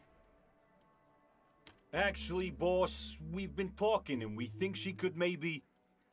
This person Glenn wants to hire, he really respects her. Shut the fuck up, Glenn! I do the talking here. Now what the fuck do you want, cop? It has to be good, if he won't let you pursue it. Looks like the lieutenant thinks so too. So let me get this straight. There is an 8th Hardy boy. It's a she, and you don't like us talking about her? That's right. We're not talking about this. But we know this already. This is a private Hardy Boys matter. Nothing to do with your shit. And you're not cops here. Don't go digging around if you don't want a bullet in the back of your head. I'm watching you. Good. We are all watching each other. Officer, your question. There's no point in pushing it further, he thinks. This is already a victory. We'll learn more about this 8th Hardy sooner or later. Yeah. I talked to Joyce. Do I want to let him know?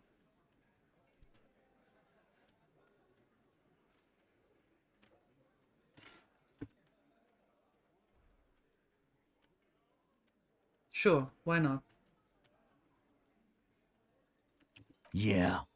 By friends, you mean his squad mates from Cronell. Wouldn't want to beat up his grandma. Nervous, snickering. There's a rush of adrenaline present. Yes, they are forming some kind of tribunal and they are coming for you. This is what happens if you take the law into your own hands. Other people start doing it too. Let them come. The Hardy Boys are right fucking here. You heard the man. Right here. We're armed. We got the whole district behind us. And Glenn. Glenn is fucking crazy. Yeah. A well-oiled murder machine. The mood is on the rise. They're feeling confident. Ready to punch out the whole Merc platoon. Okay. What do you mean, okay? I mean, okay, you got this. You got the number.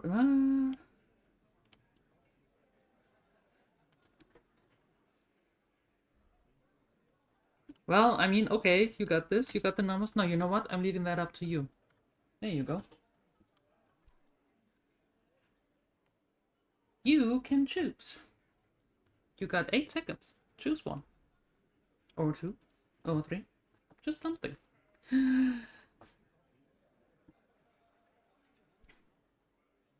Alright.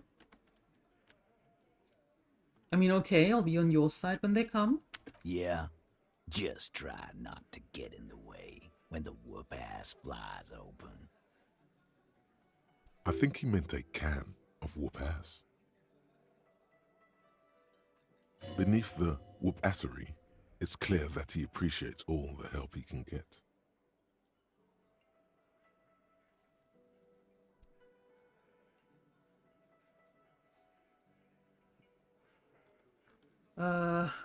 Okay, I'm going to take off now. Alright, we got a lot of information. Like a lot of information. And we're going to continue this on Thursday. Yep, that's right, Thursday. So I'm going to take a very short break and then we head over to Eve. So don't go anywhere, I'll be right back.